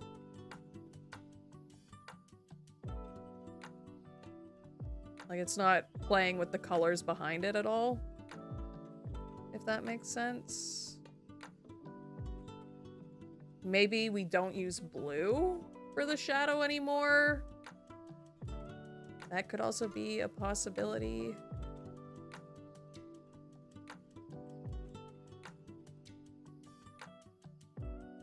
So if we used yellow, it'll probably look better on the heart.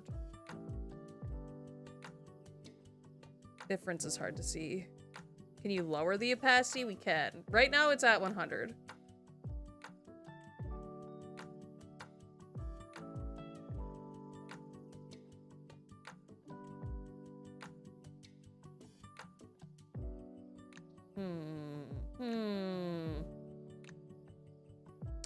I think our problem is that I have the shadow as blue. Because I don't like how the blue shadow on any of them really looks on the yellow heart. So, let's change the color.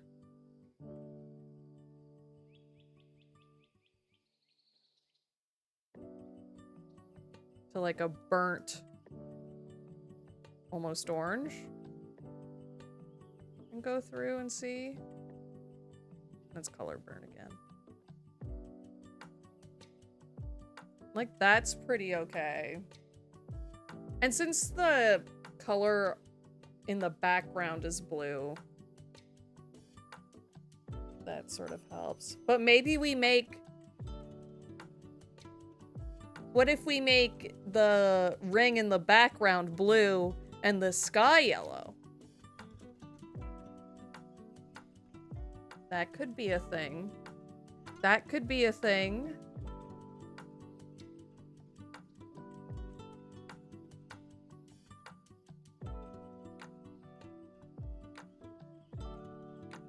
Like, I sort of like hard light. I like that.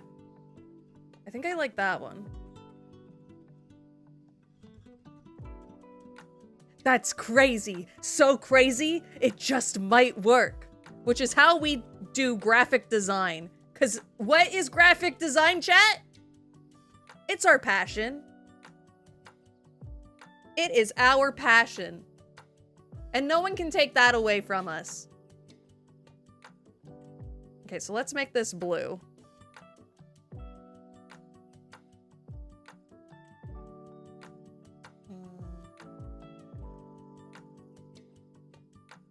Let's up this saturation.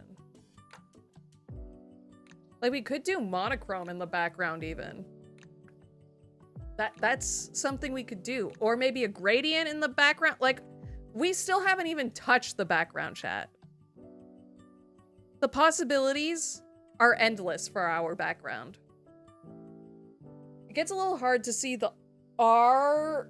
The R in Rainbow Mika is getting lost a little. I will say. Because the white splatter is not right behind it.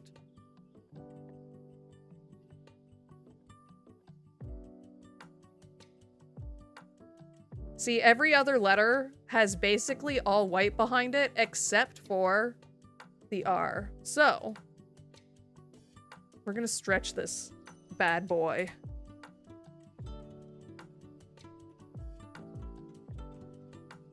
Like that, even that just helps. That helps. That helps!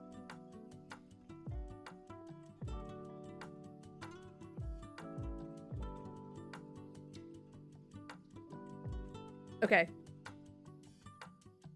What's this darkness? Let's copy this first. Copy layer style. And paste that.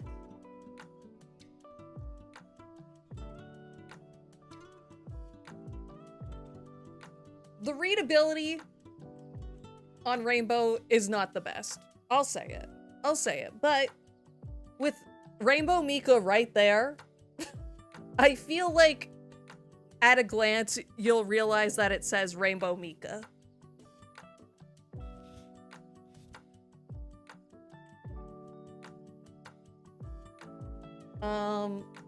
I do want some texture. What's some Rainbow Mika quotes? Let's have some fun with the background with some text.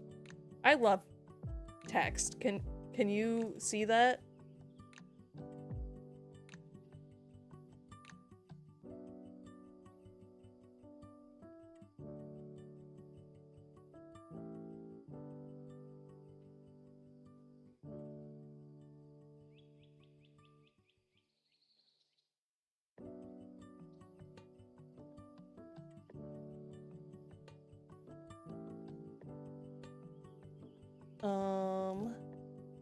Let's Google Rainbow Mika quote.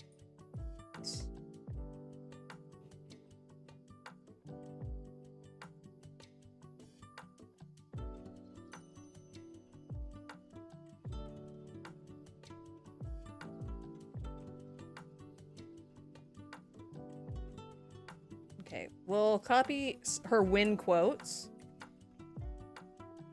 And we are going to just have fun.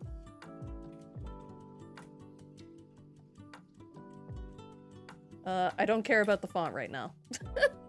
I looked away for a bit, so I'm only seeing it now, but the light blue ring is really nice. Oh, hell yeah!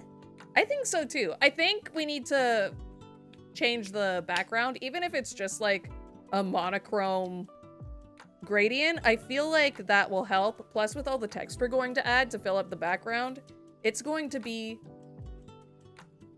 I think it's gonna be peak. I think we're making peak right now. Everybody's gonna want this for their bread and butter stick.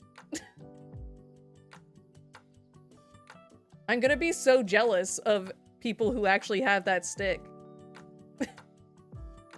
I do not have the money to buy one.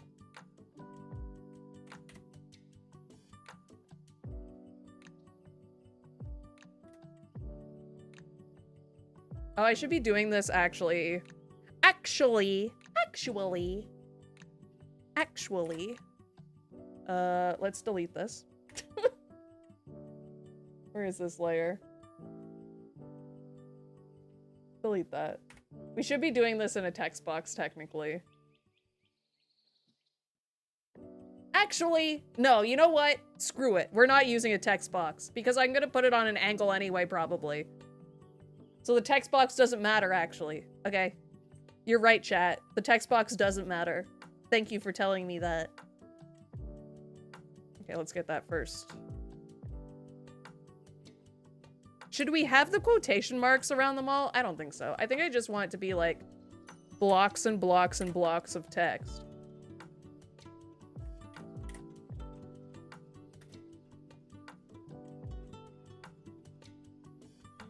I know I can do more. I was just warming up.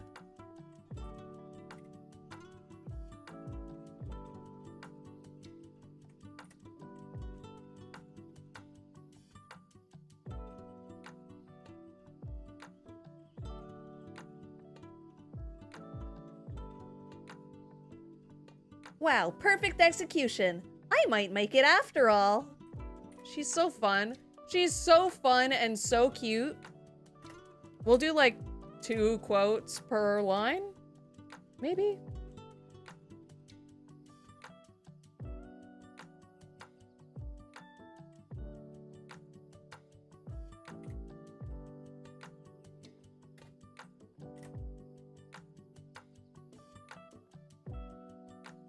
What would the price of your bread and butter stick be? I don't know. I think they're usually like 120, right? But you also have to buy the buttons for them. Because a bread and butter is just like the box that you put all your pieces in. So you have to buy the buttons, the, like, everything that goes inside. I think they have a kit, though, that you can buy on Focus Attack. Though. Let's see.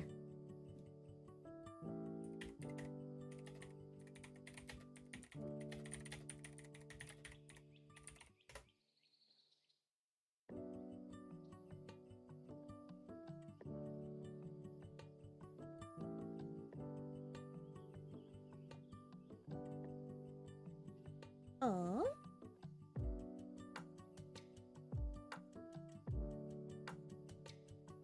I think this is what we're designing for.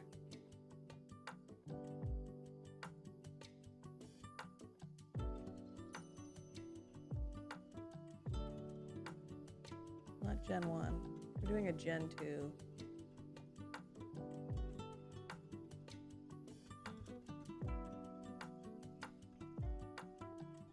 That's just replacement panels.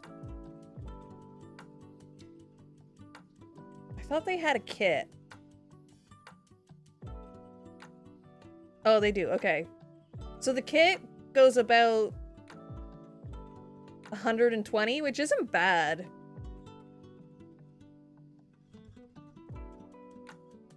This is what we're designing for. Right?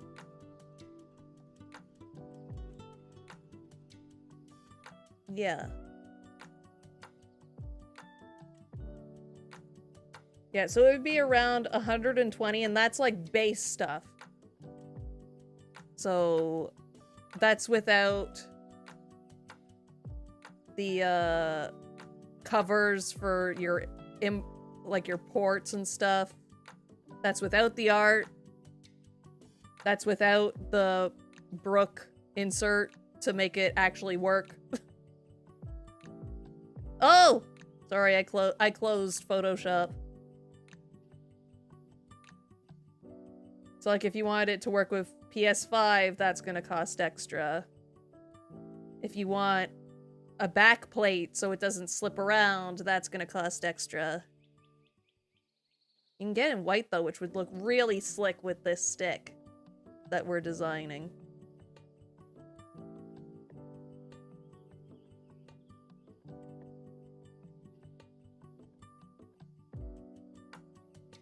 You can also, with the bread and butter sticks, you can do artwork for all of the side panels as well, which is really nice.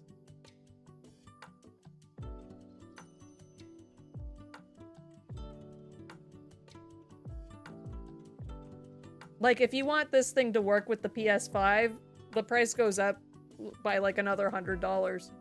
Like, they're expensive. We're just doing this one for fun.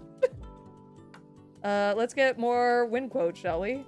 Because we are going to manifest winning with this fight stick art.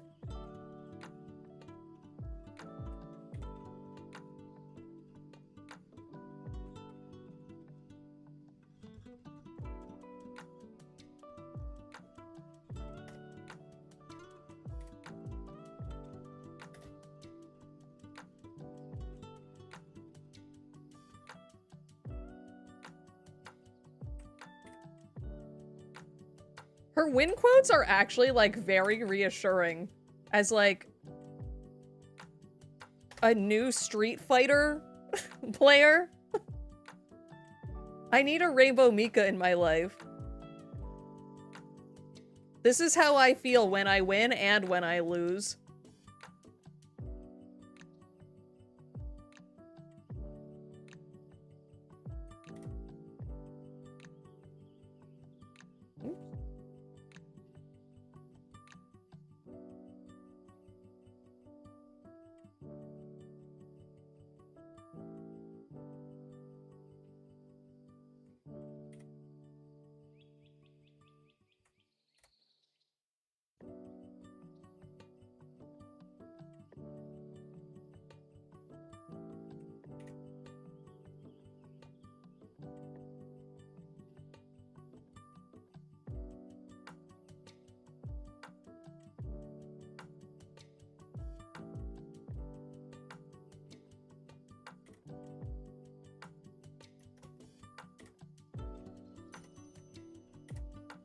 We want to fill this whole space. One more. One more for good measure.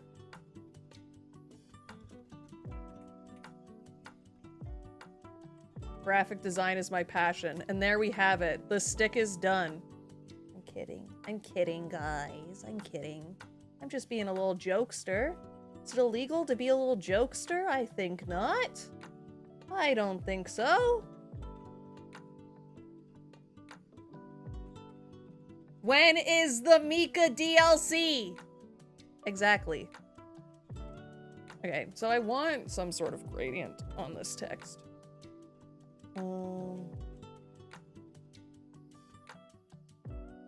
I don't know what kind of gradient I want, but I know that I want it. Actually, let's do this like this for now, just so I can do this to it. And then gradient tool. Let's check out the, is there a yellow gradient option? No. Got oranges. That's probably the closest we'll get. Maybe something like this.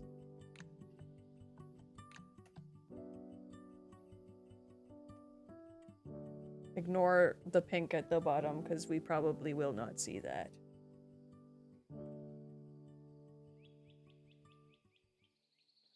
Actually, let's just do it in the effects panel. Why not?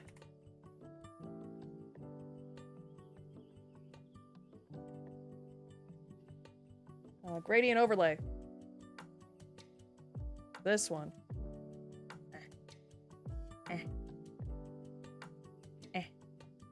I forget which one I used. I think it was that one. Is it this one? No, it's that one. That one?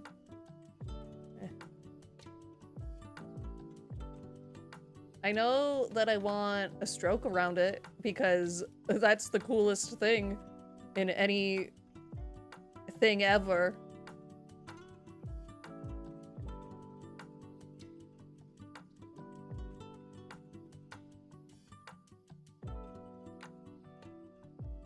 I know that the background's gonna be blue, so we'll focus on that.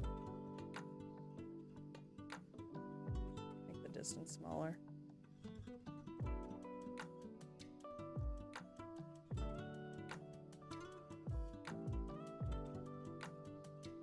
And now, if I make this anything, no, it does not affect the effects. Okay, so I have to rasterize it.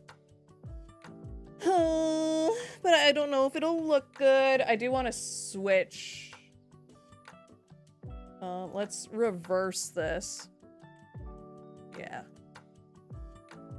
I just want the gradient there to have some sort of, like, depth to it. I feel like if it was all just, like, yellow text, it would lose that. But I don't want it to be have so much depth, like the signature, because I feel like then it'll be too noisy. I'm gonna make it blend into the background a bit, I think.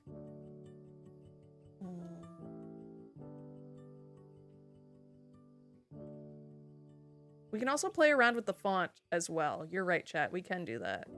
We can do that.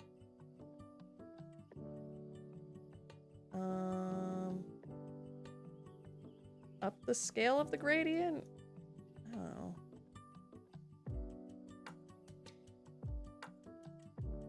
More yellow? No, I think we need more pink because we're not going to notice the stuff down there a lot, but I feel like this is a little...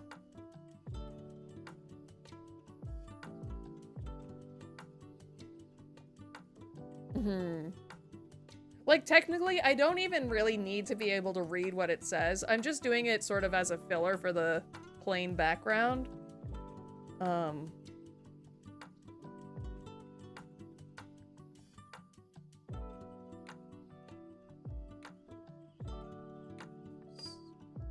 now, let's hide the effects and make the font a yellow close to the one that's in there.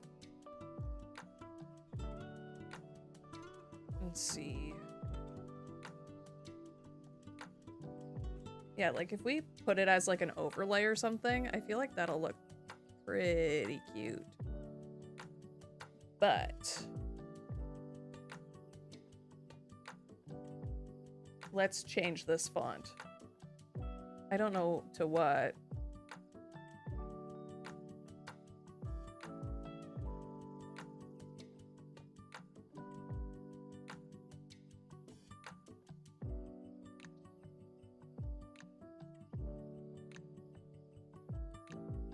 Like, that's sort of a cute font. Just realized I missed a space in between power and fans. Hate that. We'll have to go through and fix that for all of them. I sort of like this font, though.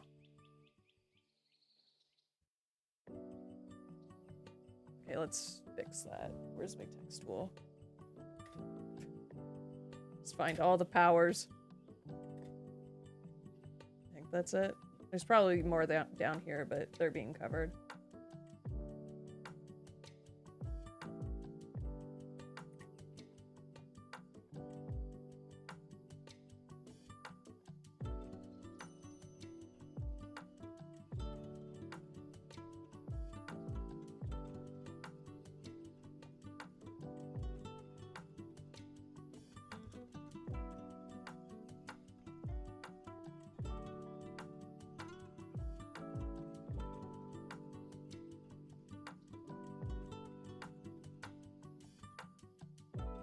Well, I liked how that looked in the preview, but the gradient overlay is going to turn to be straight up and down, so let's change the angle of that.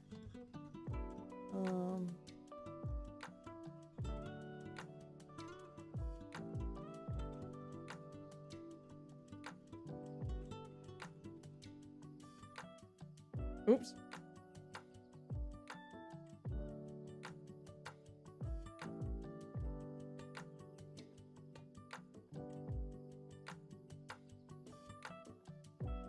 Sort of like that. I want to add some graphics around the buttons too. I like to have labeled buttons. So let's rasterize this so we can try and get it to fade more into the background. So once you rasterize something, it can't be changed. So you have to sort of pick a god and pray. You could also, if you're smart, here's a smart thing to do. Duplicate your layer and then just hide one. And then it'll get rid of all of your clipping that you had. So you have to do that again.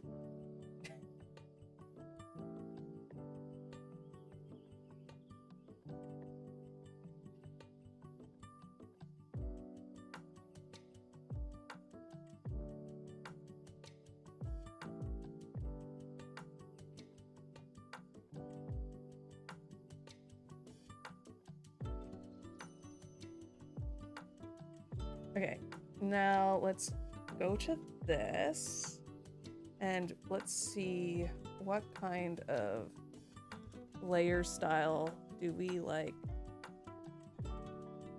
for this. Why isn't it changing? Hello? Huh? Oh, because I didn't rasterize it yet. You the dummy! You did all that to rasterize it, and you didn't even rasterize it. Where is it?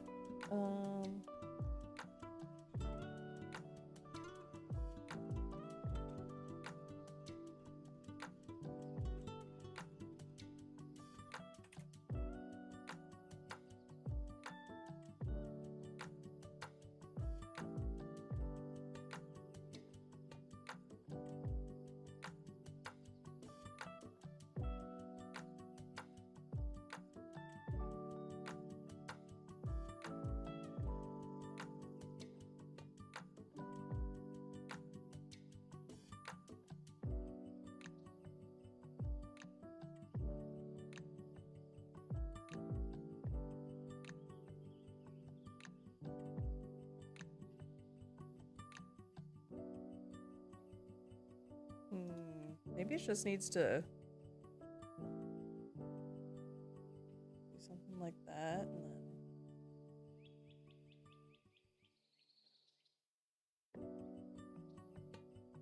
overlay? That's sort of cute. That's sort of cute. We do need to add, like, some sort of depth to the actual background. It's pretty flat.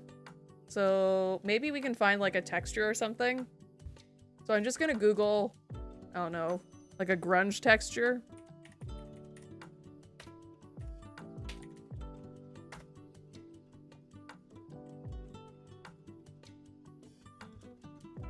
I don't know if grunge is really what we need, but I like the blue text, feels less obtrusive. Yeah, I can see that for sure.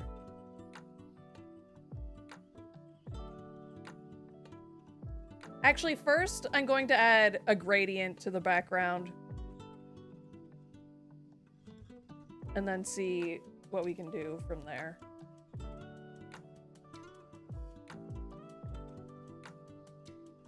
Not this gradient, though.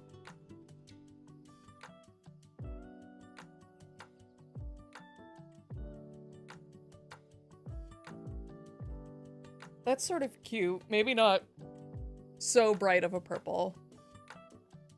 Like, that's too much. That's too similar.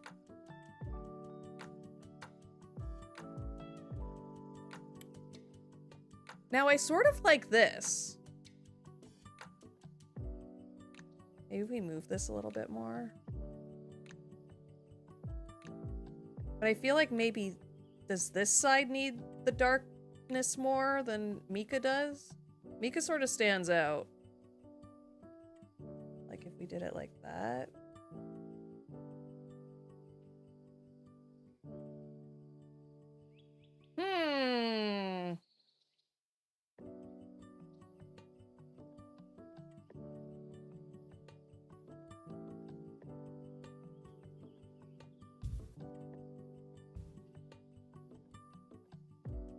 Sort of like that, but we don't have purple anywhere. Yeah, the ring does get lost. We need something with the ring as well. Maybe we add back the stroke from the ring? That's something that's possible.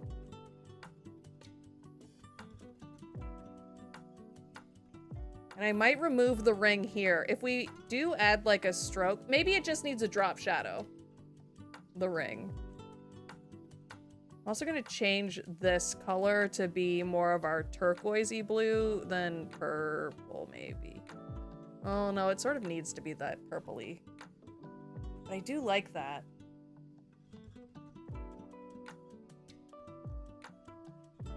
Okay, let's play around with the ring. The lid. The lid. A drop shadow? Does that help at all? That make the distance a little bit more. I just want it on one side, I think. And maybe this one doesn't need to be as hard. It can be like more soft.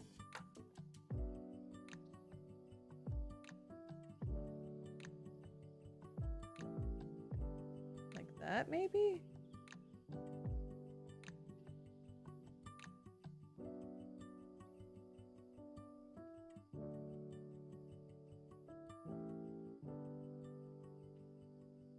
What do we feel about that? I could change the colors of this gradient, but I feel like that helps it stand out.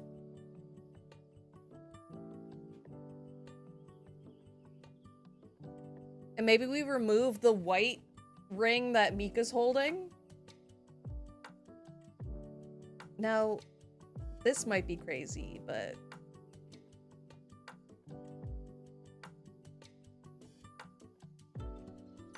I feel like the ring, because the image isn't very high res, we're sort of getting some dithering on the angles, which I'm not the biggest fan of.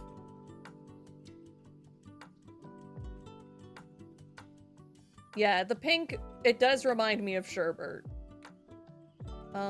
Let's do something a little less.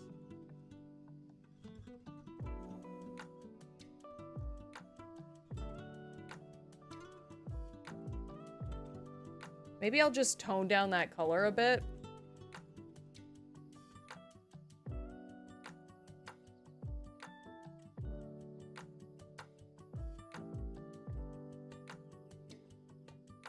Like that, maybe? Like that? That might be a little not enough. I think it needs some sort of saturation. Some sort of pink in there. But, or like orange even. Maybe an orange is better. Like if we just did like a darker orange. Or red. Get closer to red maybe.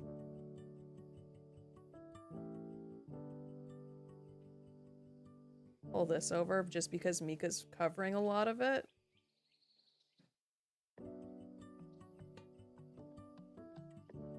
Oops.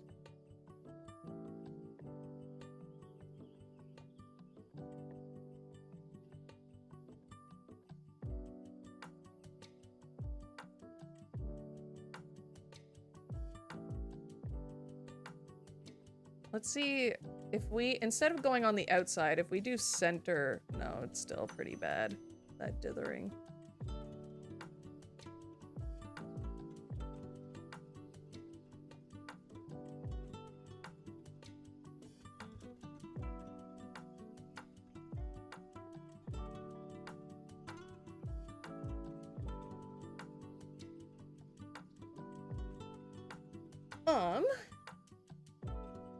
There's a way to fix that, I think.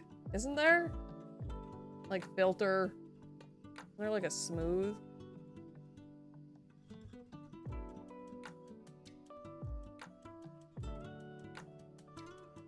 That didn't really do anything.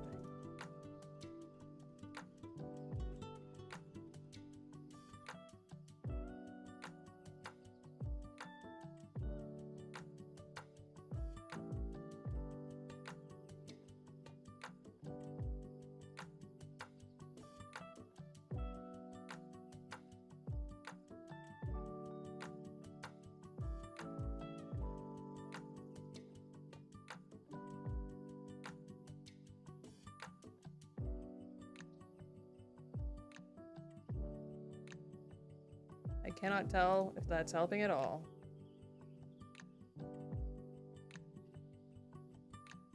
I think it made it worse.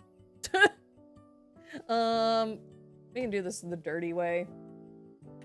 I wouldn't recommend doing it this way, but it's a way to clean it up. We're gonna lose some pixels, but honestly, again, I'm not precious about anything. There, it's clean.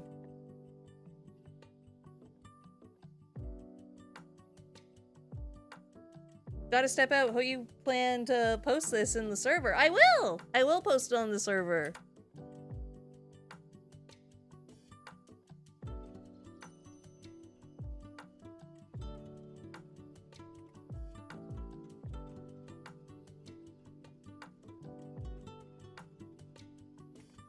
It's just these ones that are bugging me. I don't mind doing it like this.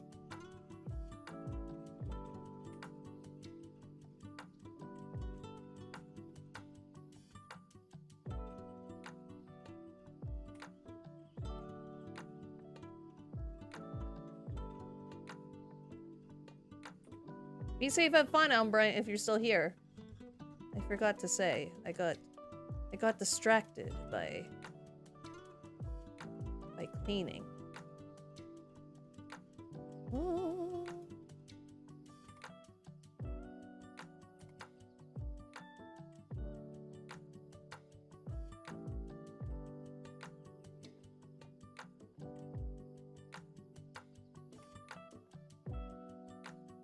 Did you guys watch WrestleMania?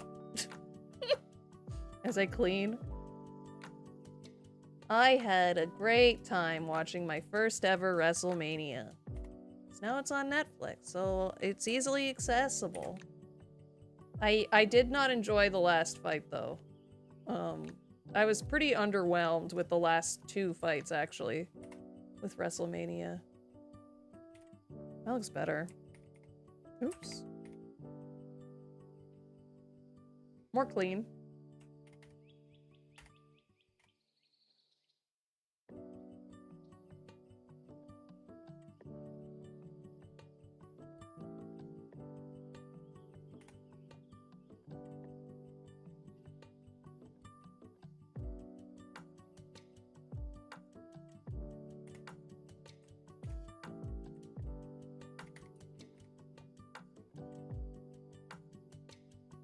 Pretty cute. Pretty cute. Okay, let's add some... I want to add a drop shadow to this. Not like that, though.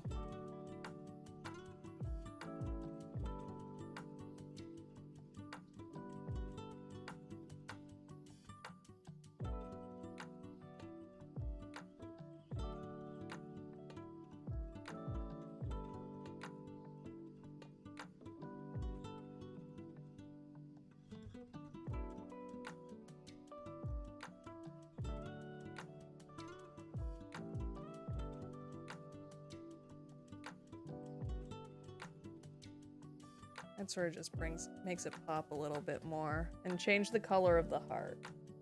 The heart looks like the wrong color now. It's also pretty dirty.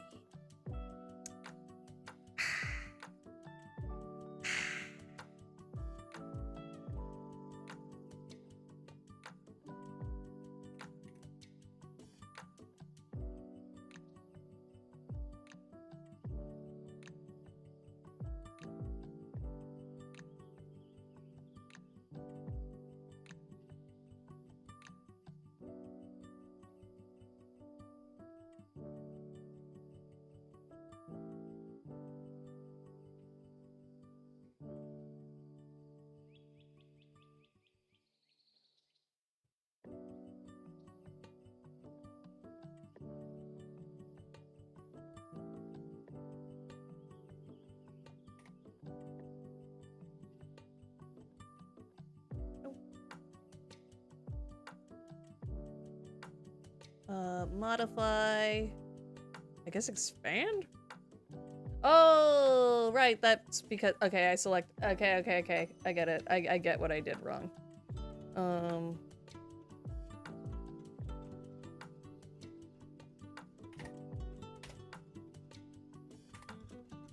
Is that cleaner?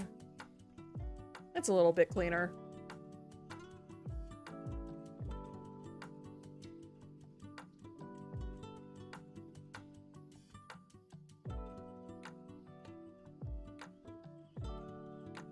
That's better. It just needed more saturation. It looked muddy.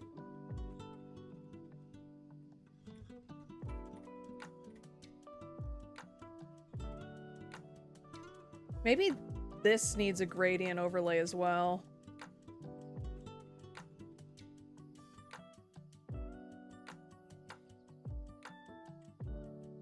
Not that one, though.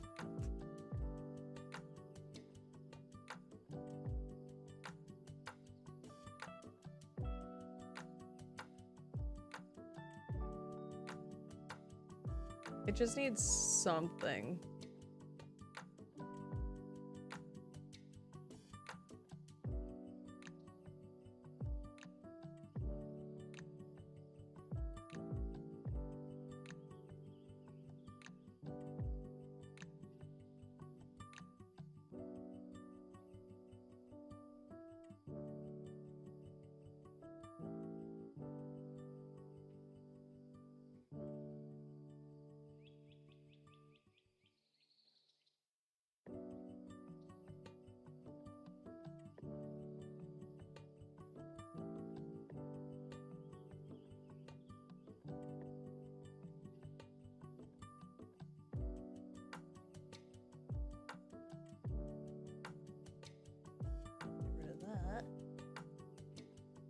want more white, that's for sure. We want, like, barely any the other color in there.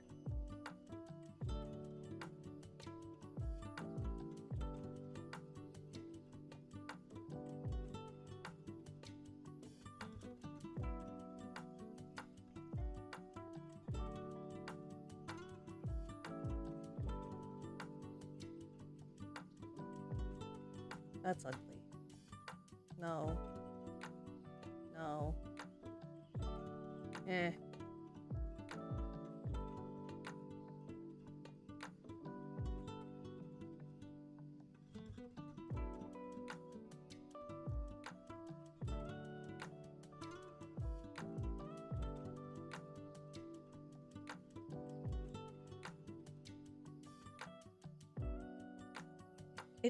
It's cute. It is cute.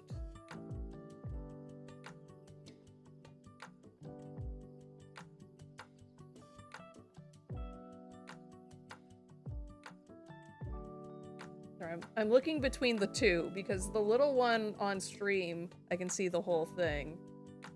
And it is good to look at it in different sizes.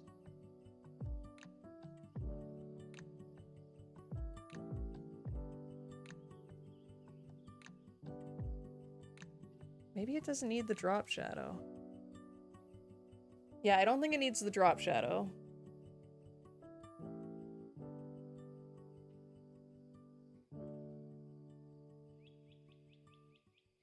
Let's do a color burn on that one, just because it's going over so many colors.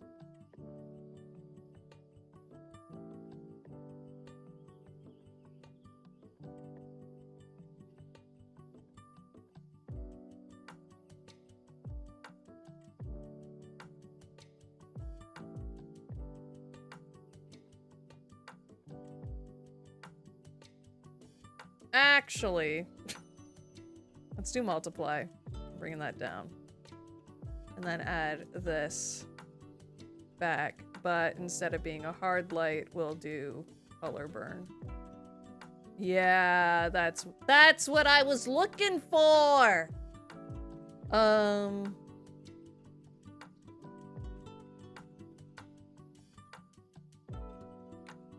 Yeah.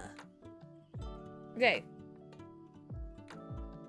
Should we add some stuff around our buttons?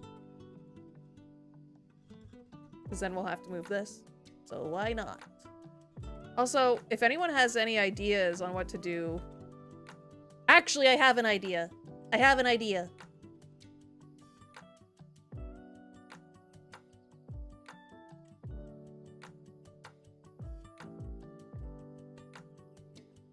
I don't want a path.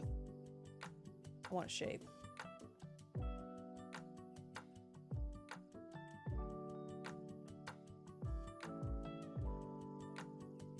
No fill. Just the stroke.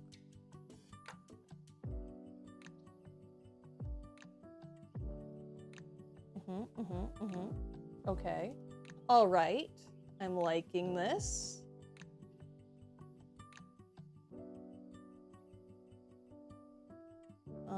Maybe not that thick. And we're going to make it. Let me add a little color palette so I can quickly pick.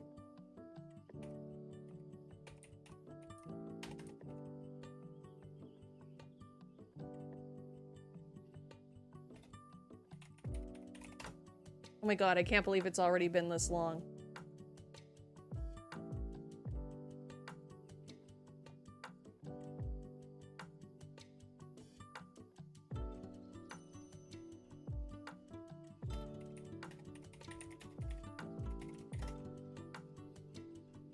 Oh, another good thing to use, chat, is Adobe has a color palette website, which is a very, very handy resource to have. I'll try and figure out how you guys can find it. Let me just paste this up here.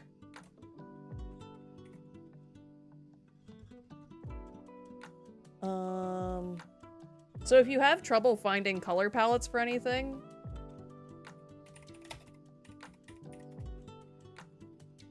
if you go to the website Adobe Color, color spelt how Americans spell it, so no you, it's an amazing resource. You can upload your own images, and it will generate palettes based off of things that it finds in your image. And there's also just a whole bunch of user palettes that people have uploaded. So if you're ever having trouble finding colors to use, that's a good place to check. So let's do this cool idea that I had.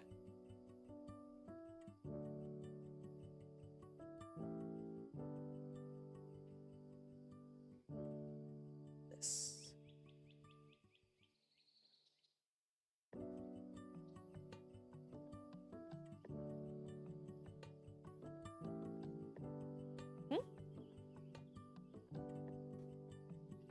There we go.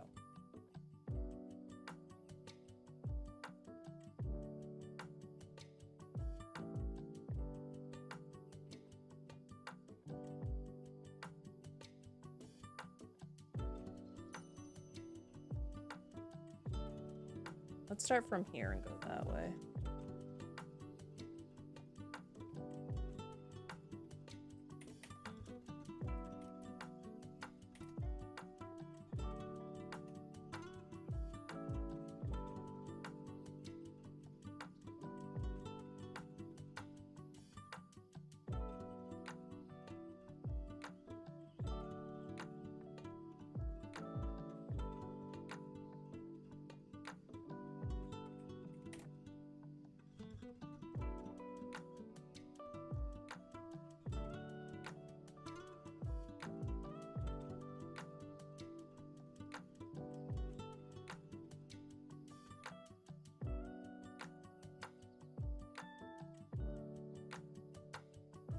Okay. This is gonna take a little bit.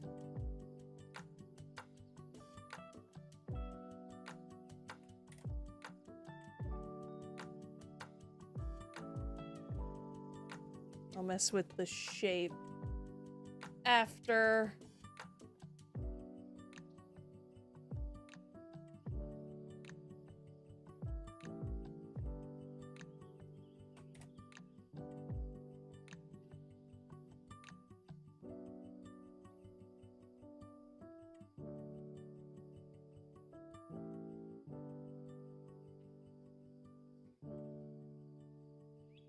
I think this is a great idea. I think I like this a lot, actually.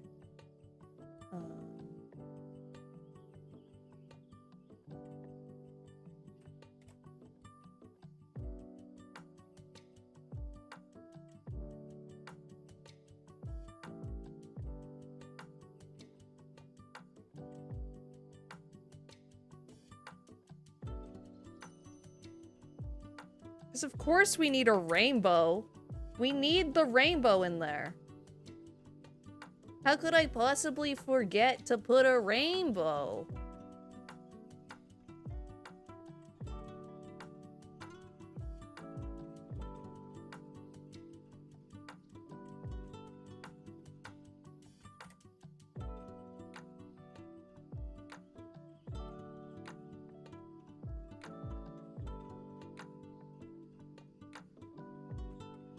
Like, even rough, this is looking good, I think, with this extra little detail. Okay, so let's mess with the Positioning on all these. So.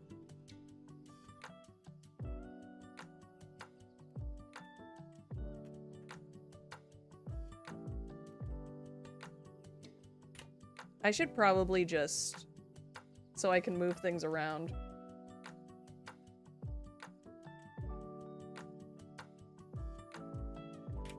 There. Now I can press the down button without Egbert appearing.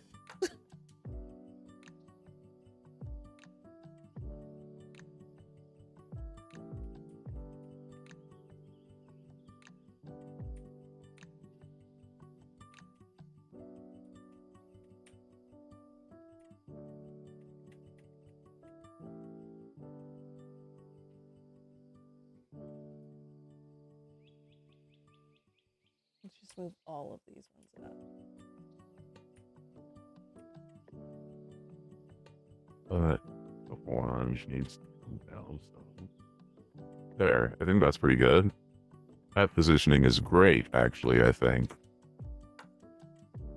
It's as close as I'm gonna get. That's pretty cute. That's pretty cute. And then we fill up that spot.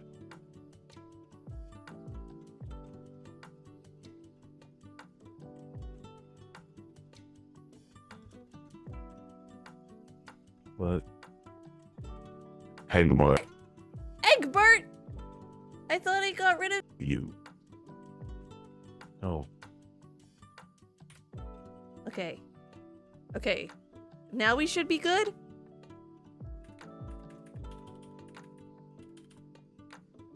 There. Now he shouldn't appear, but I'm done positioning things.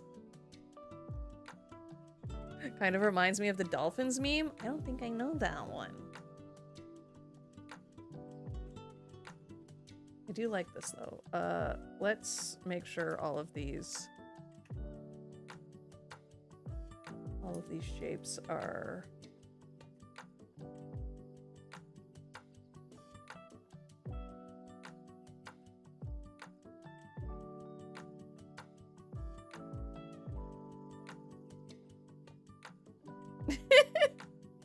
the Green Goblin, he always comes back.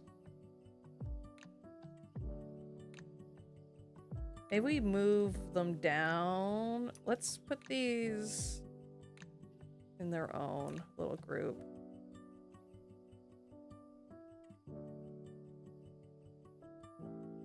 Oops.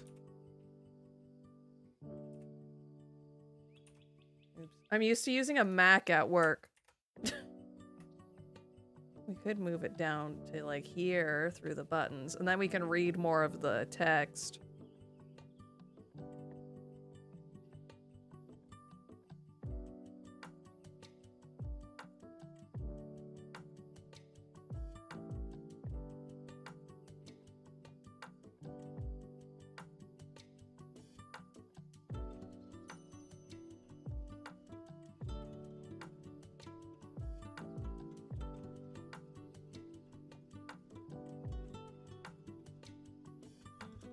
Actually, I can make this.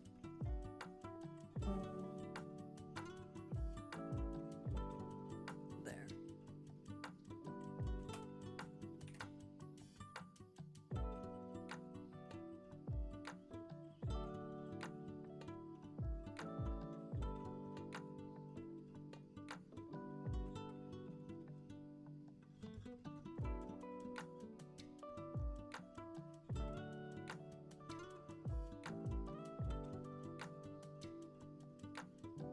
What if we did... Oops.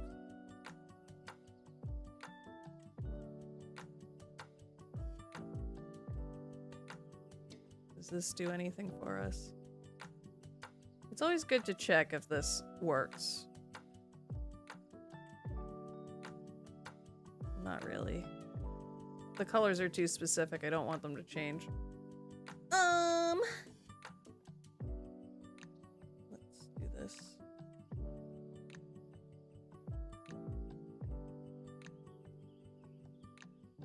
I'm worried that if I add anything around the buttons, it's gonna get too complicated. But I really like the rainbow. It's already too complicated, if I'm being honest. But I like it. I like how complicated it is. You know?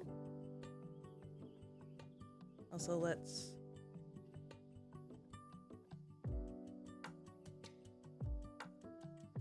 Where'd you go?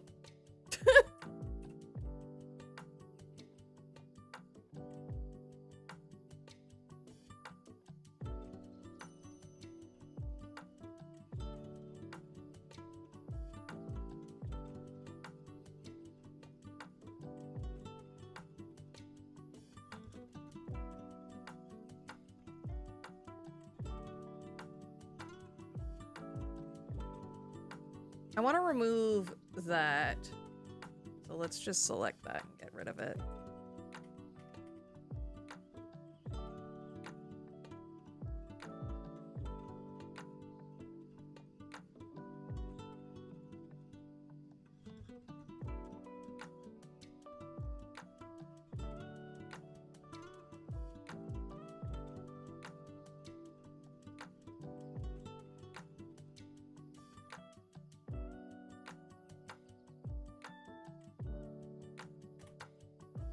There.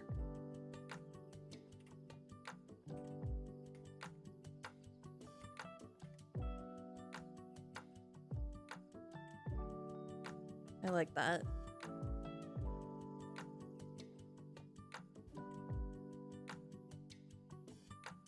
What are we thinking?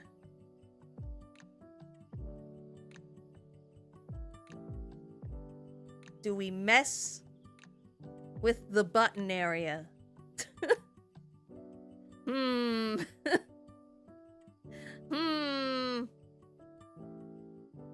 We really lucked out with this Mika art. It's so perfect.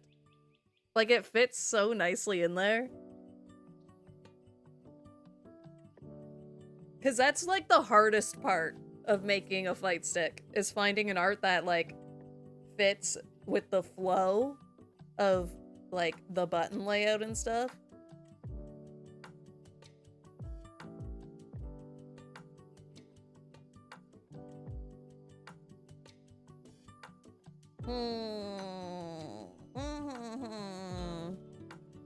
I mean, how bad's it gonna hurt to play with the buttons? Okay, so we'll just make doubles of the rings. We want those two. We'll duplicate those.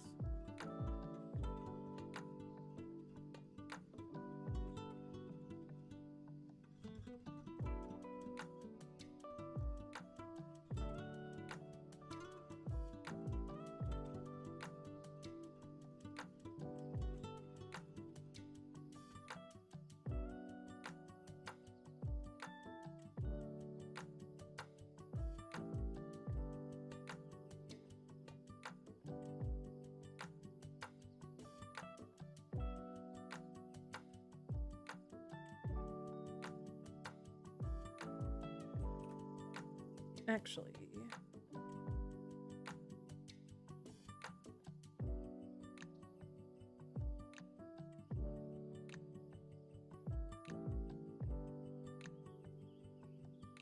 and then we will rasterize the layer style.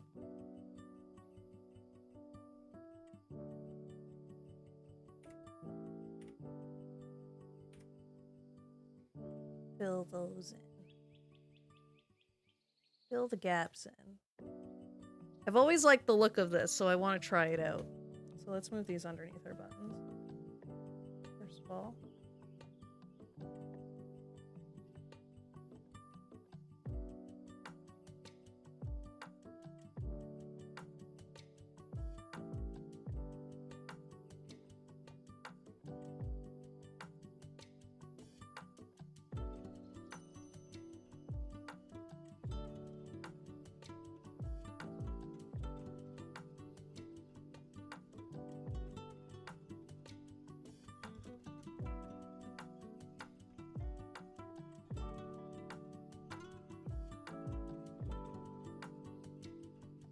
I sort of want it to look like glass.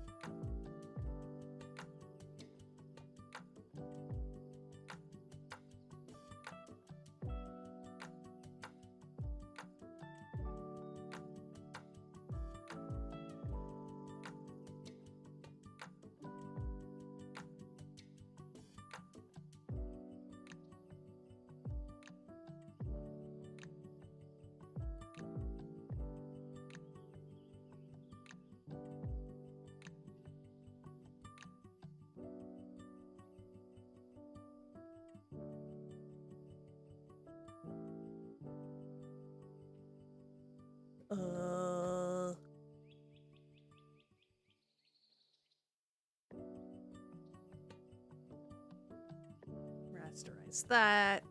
Select the black. Delete it. There. That's sort of what I was going for. Okay. And then...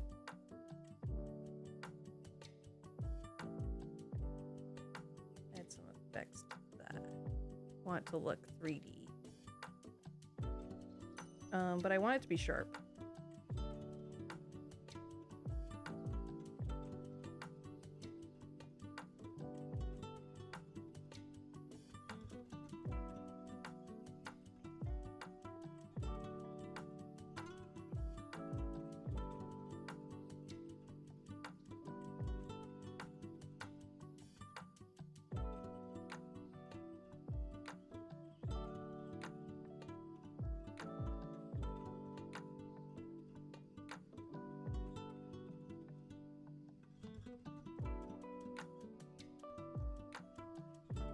Sort of like that, maybe? Sort of like that? I don't know. I don't know what I want, actually. I'm just a girl who does not know what she wants.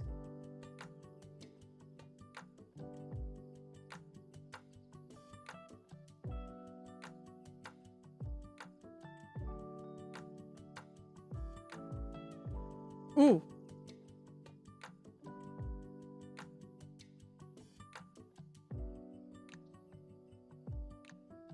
No. Maybe inner bevel. Oh, there we go. There we go. Okay. Instead of a hard chisel, a smooth chisel. No.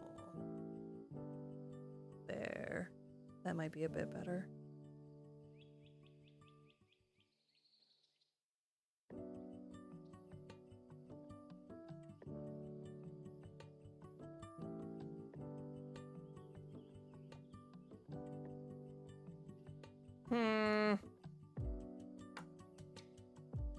See, I don't like smooth. But the hard, it gets these little...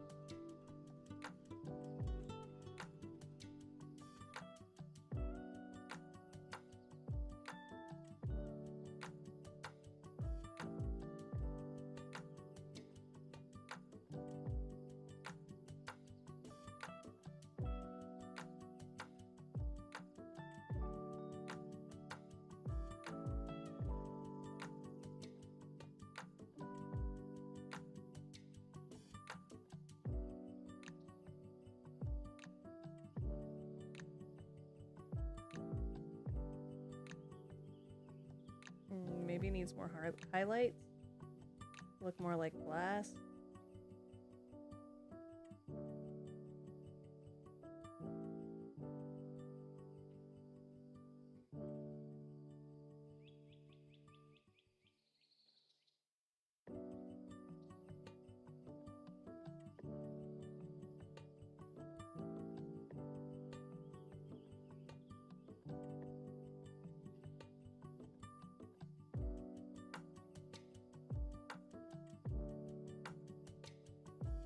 We're getting there.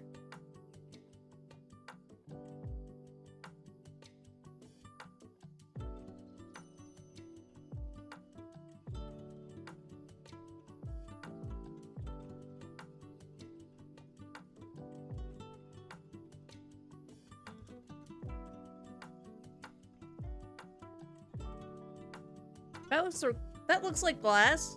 That's getting it.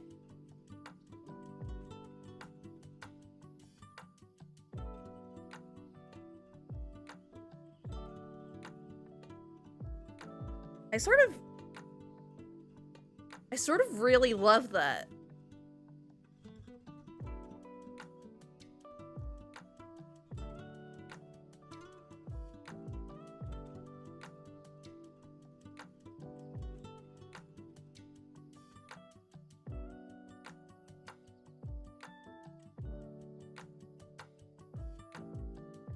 Okay, but I do sort of want to move this stuff. I guess we can lock the background so we don't have to worry about grabbing it ever. Same with Mika, we can probably lock her. She's good. And then all the background stuff is pretty much good.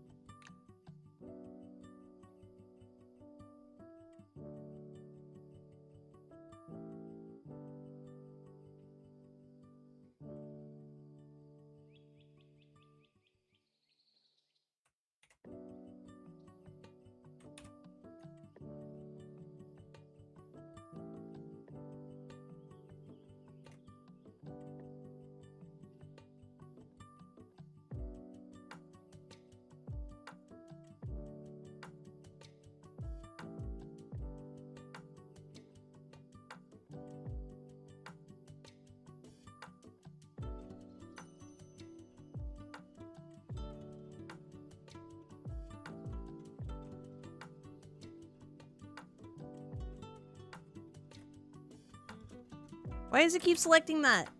I don't want to move you.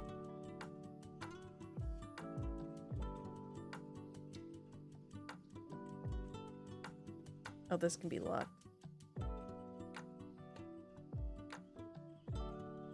Let's lock that too, since I keep grabbing it by accident. Same with the buttons. We don't want the buttons to move.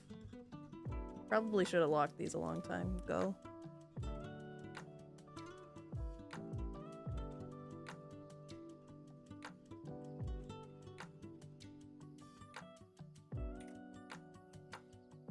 What the heck? I thought that I locked it. This. Where is? Oops.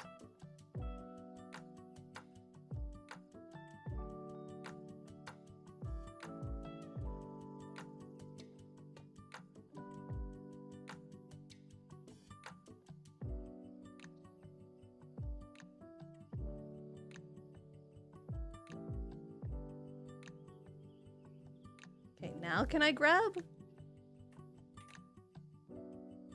There we go. Okay, so this, I think it just needs to be scaled down a little.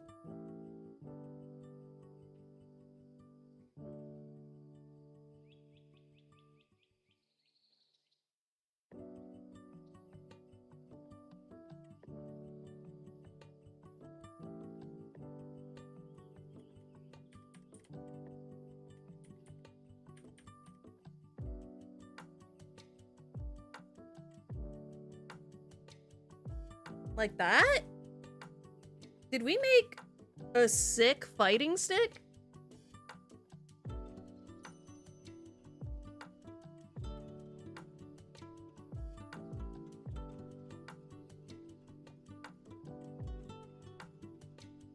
I want to change the color of the rings on the white buttons. Where are those located?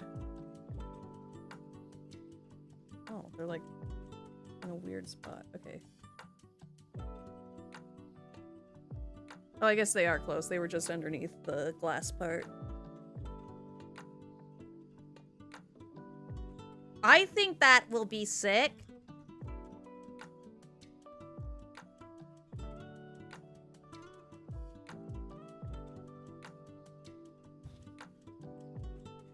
Would buy just to have it on the shelf? Hell yeah. That's what I was going for. I would like to mark these buttons, but also I feel like it would just make it too busy. I could copy these bubbles and just put them like here, here, here, here. And here.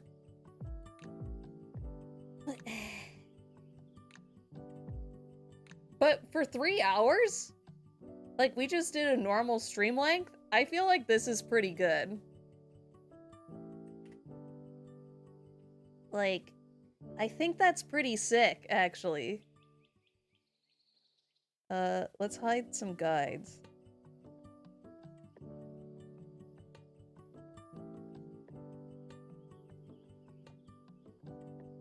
Like, obviously the buttons wouldn't be there.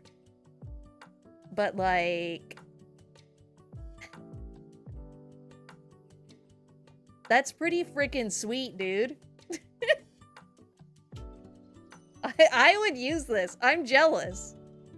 If they ever add Rainbow Mika to the game, I'm going to edit this for one of the sticks that I use. I'll change my Out 42 stick for a similar design to this. I'll move stuff around. But yeah, that's pretty much it. Hopefully this built some people's confidence in how easy it is to make your own custom art. Like, we did that pretty fast.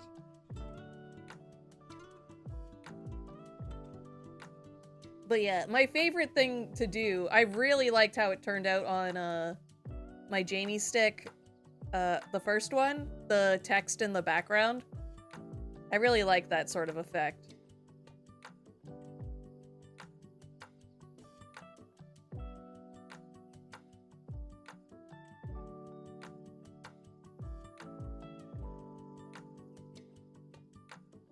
But yeah, with that, how about we go over to the talking screen, shall we?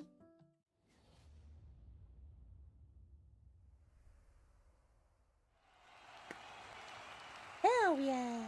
Hell yeah! But yeah, if you guys used this video as inspiration for some fight sticks, you should, post them places and tag me.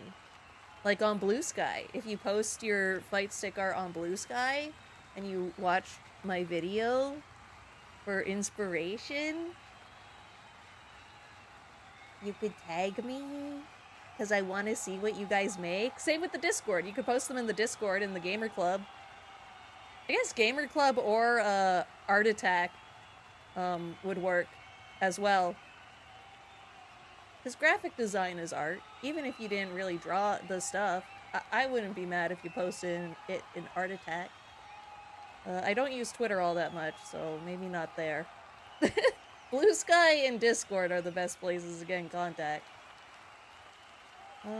But yeah. Tomorrow, I'll be with Novellus Cypher over on her YouTube channel, playing more Disco Elysium. I think we're going to finish the first day. I know we said that last time, but I'm almost positive we are going to finish the first day. So that's exciting. Go to her channel to watch that. Already have this on my playlist. Hell yeah! Hell yeah! I can't wait to see what you come up with. It'll be so fun to see what people do. But yeah. With that, everybody be safe. Have fun. Play some fighting games.